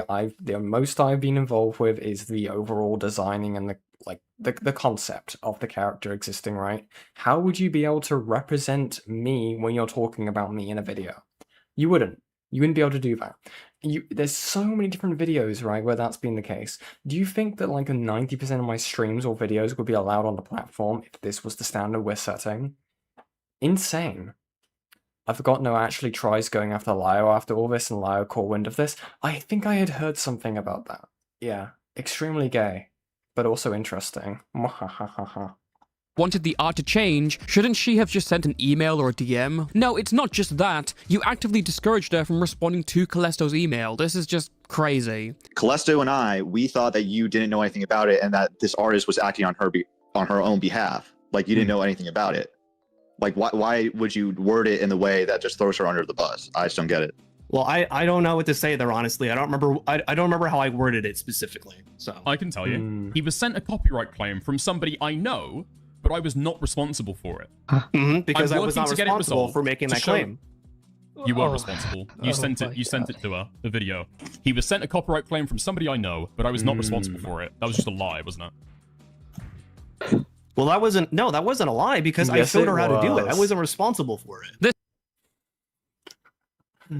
Guns don't kill people. I kill people with guns, okay? Guys, I didn't I'm not responsible for it, okay? I only showed her how to do it, okay? I only incentivized and told her about this, okay? And said that this is something that she should do, okay? She totally would have done this on her own accord or known about it or done anything about it if I had no involvement. Right, guys? Right, guys?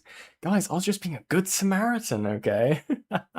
This guy's lied about it. Sucks. Can we just nuke this guy's house, please? Noah's logic is that if his name wasn't on the strike, he wasn't responsible. I joke. This is despite the fact he showed her the video, he said the video was racist, and he brought up the idea of a copyright takedown. Again, Right. remove him from the equation in an alternate scenario. Would this ever have happened with the artist acting on their own? So you were responsible for it. You told her to do it. I showed her how to do it. Yeah, brought it to attention, gave her a reason why she might want to do it. You're like the content creator she likes, right? You're a friend of hers. But you were responsible for it. You were one of the people responsible for it. You were telling I would say I was one. Yes, I was responsible for sending her the whole copyright thing that Camelot had sent me before, and also letting her know about the video to begin with. Yes. W shifting blame, dude. You know, Nice I was responsible, Nice. but only for sending her something that someone else sent me. No, mate. So when did you come to the realization that you've made an awful mistake? When I talked to Deus, and I could tell she was incredibly stressed out about all this. Wait, so you only care about it because Deus was stressed? You put her in the firing line. So here we are, Deus Marionette. She says, I'll wait a day. I'll reply. Thinking about how to word it. Like, thank you for removing my art. You need permission from the artist before using it to promote your work. So wait, hold on. She's coming to you to ask how to deal with the drama during it. So you know that she's stressed during this time. Okay. No. Fine. We can move on. You told me that she was stressed out about this. Yeah, that was today. So you said, here is what she said about replying to Callisto. Looks like she will reply, but wait a bit. I imagine because of her being stressed right now. Wait, I didn't even read the second line of the DMs. You're describing her yesterday as being stressed. You're in the screen share, right? I'm looking at your stream on a different tab. So you understand that you yourself admit yesterday in the thing we're looking at right now that she is stressed. So when you just tried to claim that she wasn't stressed, that was a lie, right? Well, Again, you said this directly to me, Noah. Welcome in, Candlewick. Yes? That was a lie, right? Sure. Okay. Okay, cool. he finally admits it. So when you're earlier saying to Wargaming Dad that she doesn't understand fair use, you're the one who doesn't understand fair use. What's going on? We're covering Otterly Noah, okay? We're covering Otterly Noah being a plagiarist, lying little rat, okay? What is this? What have you sent me? Wait, when were these from? What? When were these? Hold on, what are these? Let's see. Because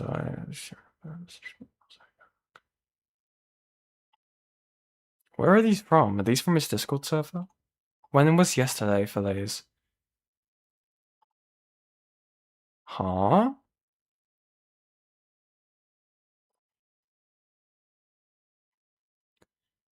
Camelot confirmed.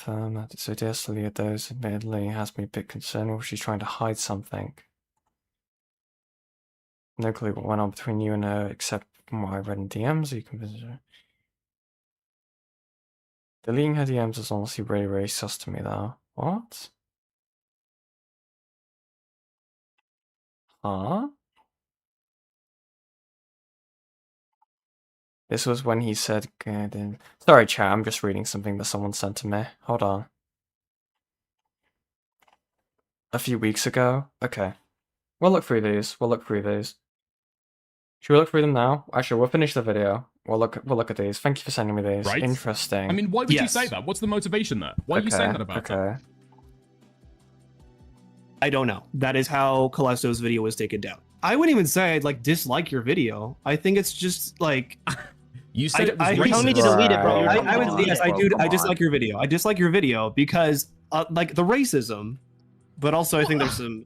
Yeah, I dislike your video. I'll dislike your video. Okay, so you dislike the video, so you want it taken down? Like, what is this? And then you lie to me to my face? At this point, I'm convinced this guy is a compulsive liar who is just trying to get out of everything. He will lie about things he's just said, about things on screen. He's desperately trying to leave unscathed and stepping on so many rakes in the process. That doesn't mean he's not a liar, that just means he's a bad one. Over the next hour or so, Noah is constantly challenged on many things and either concedes or goes dead silent. A couple times he even leaves just to join back again. It's a brutal affair, fitting for someone who's lied this much so far. And if you think this is too harsh, consider that at this point, they don't even know the timeline we do. There is still stuff Noah is hiding, and his silence is just buying time to hope they forget about it. But there's one clip worth looking at. The true reason behind his strike.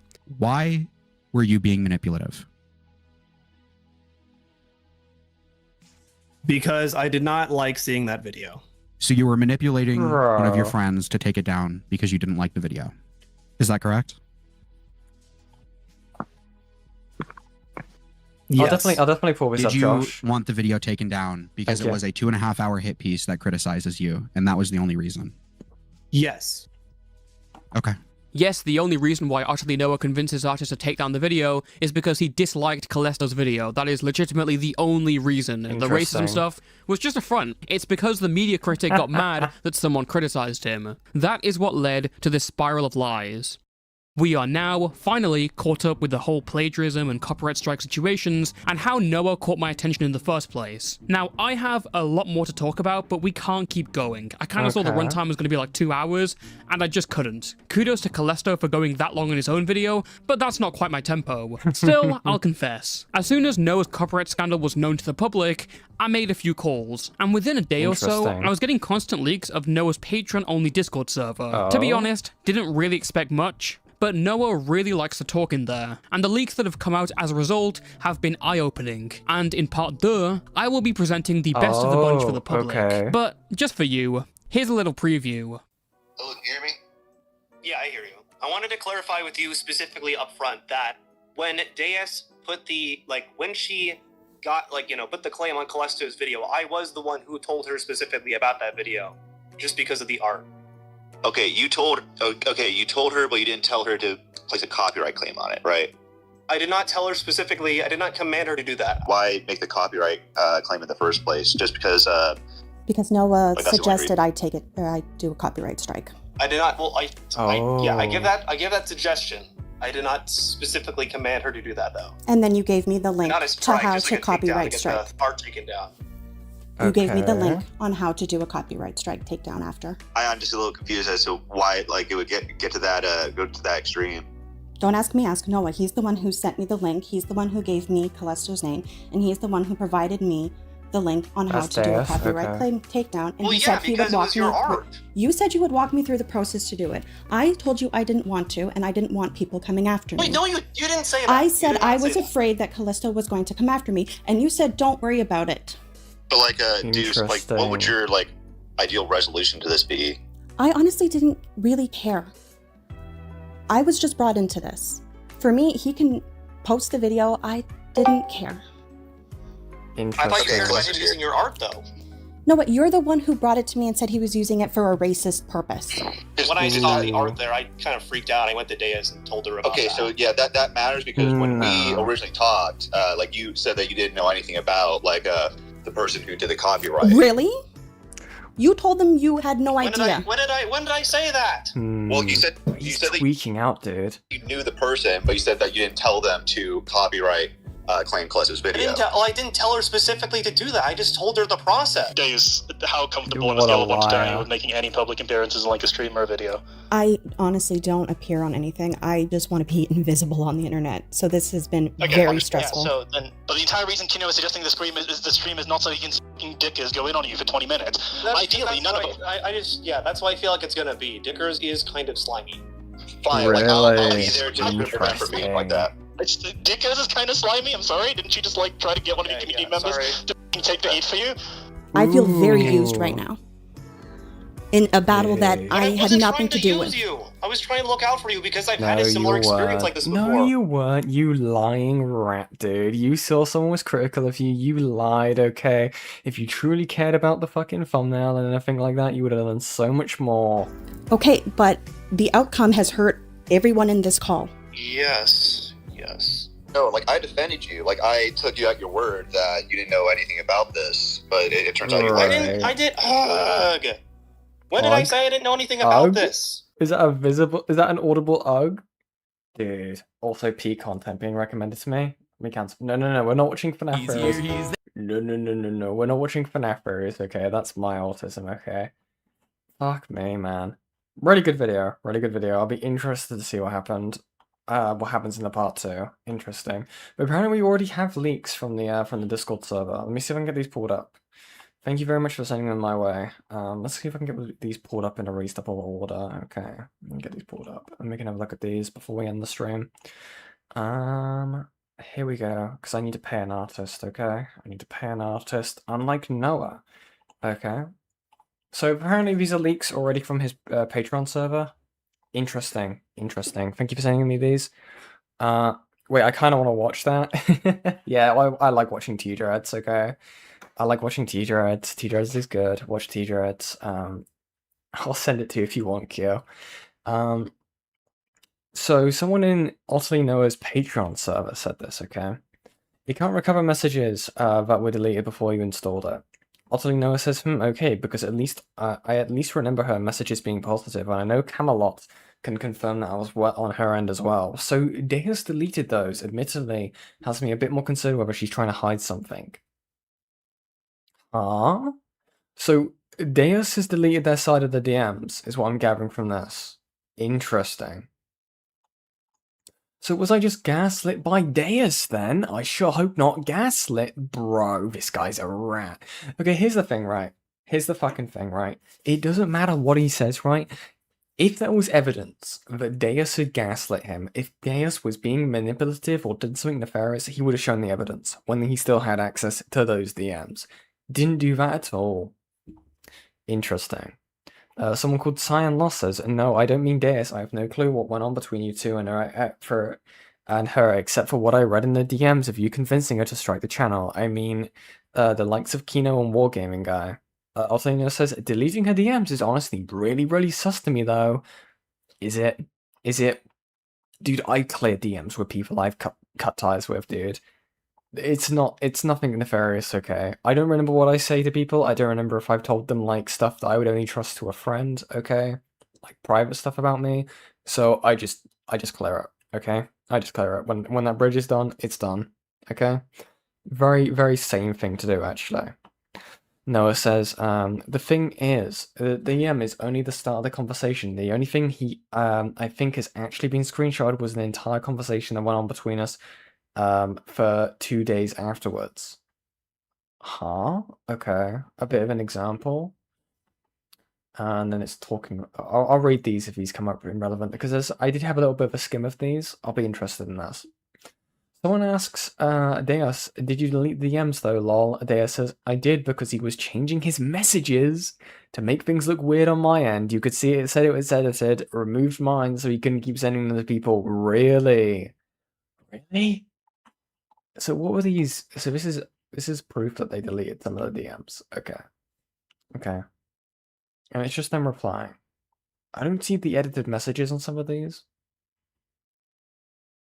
Let's see.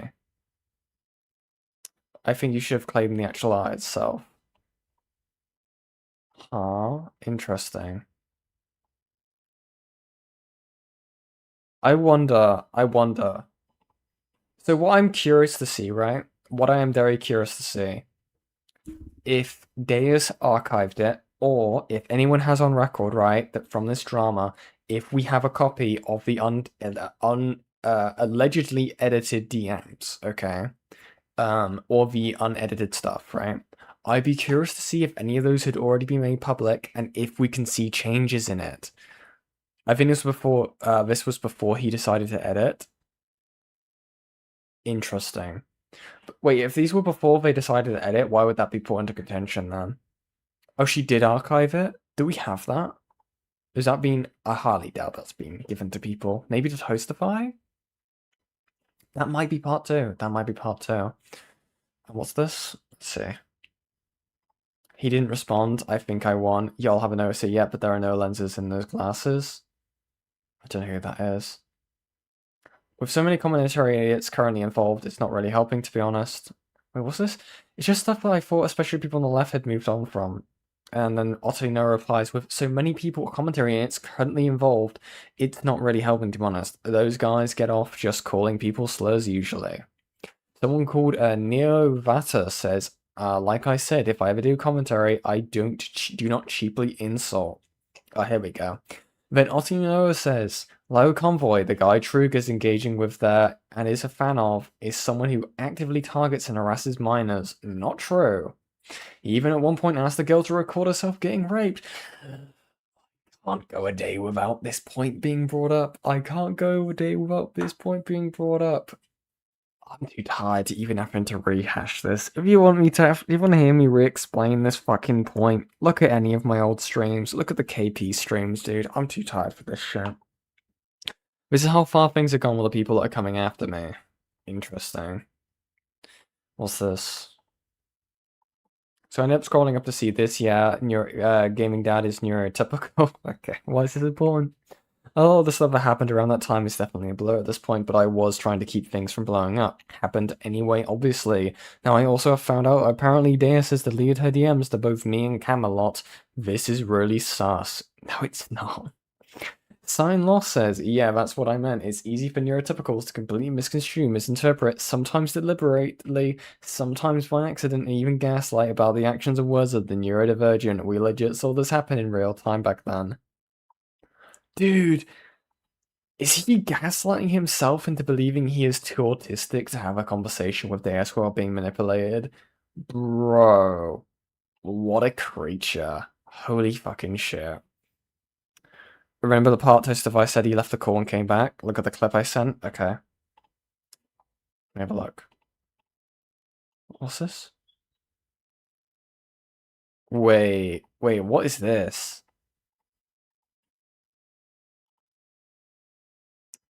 Oh, okay.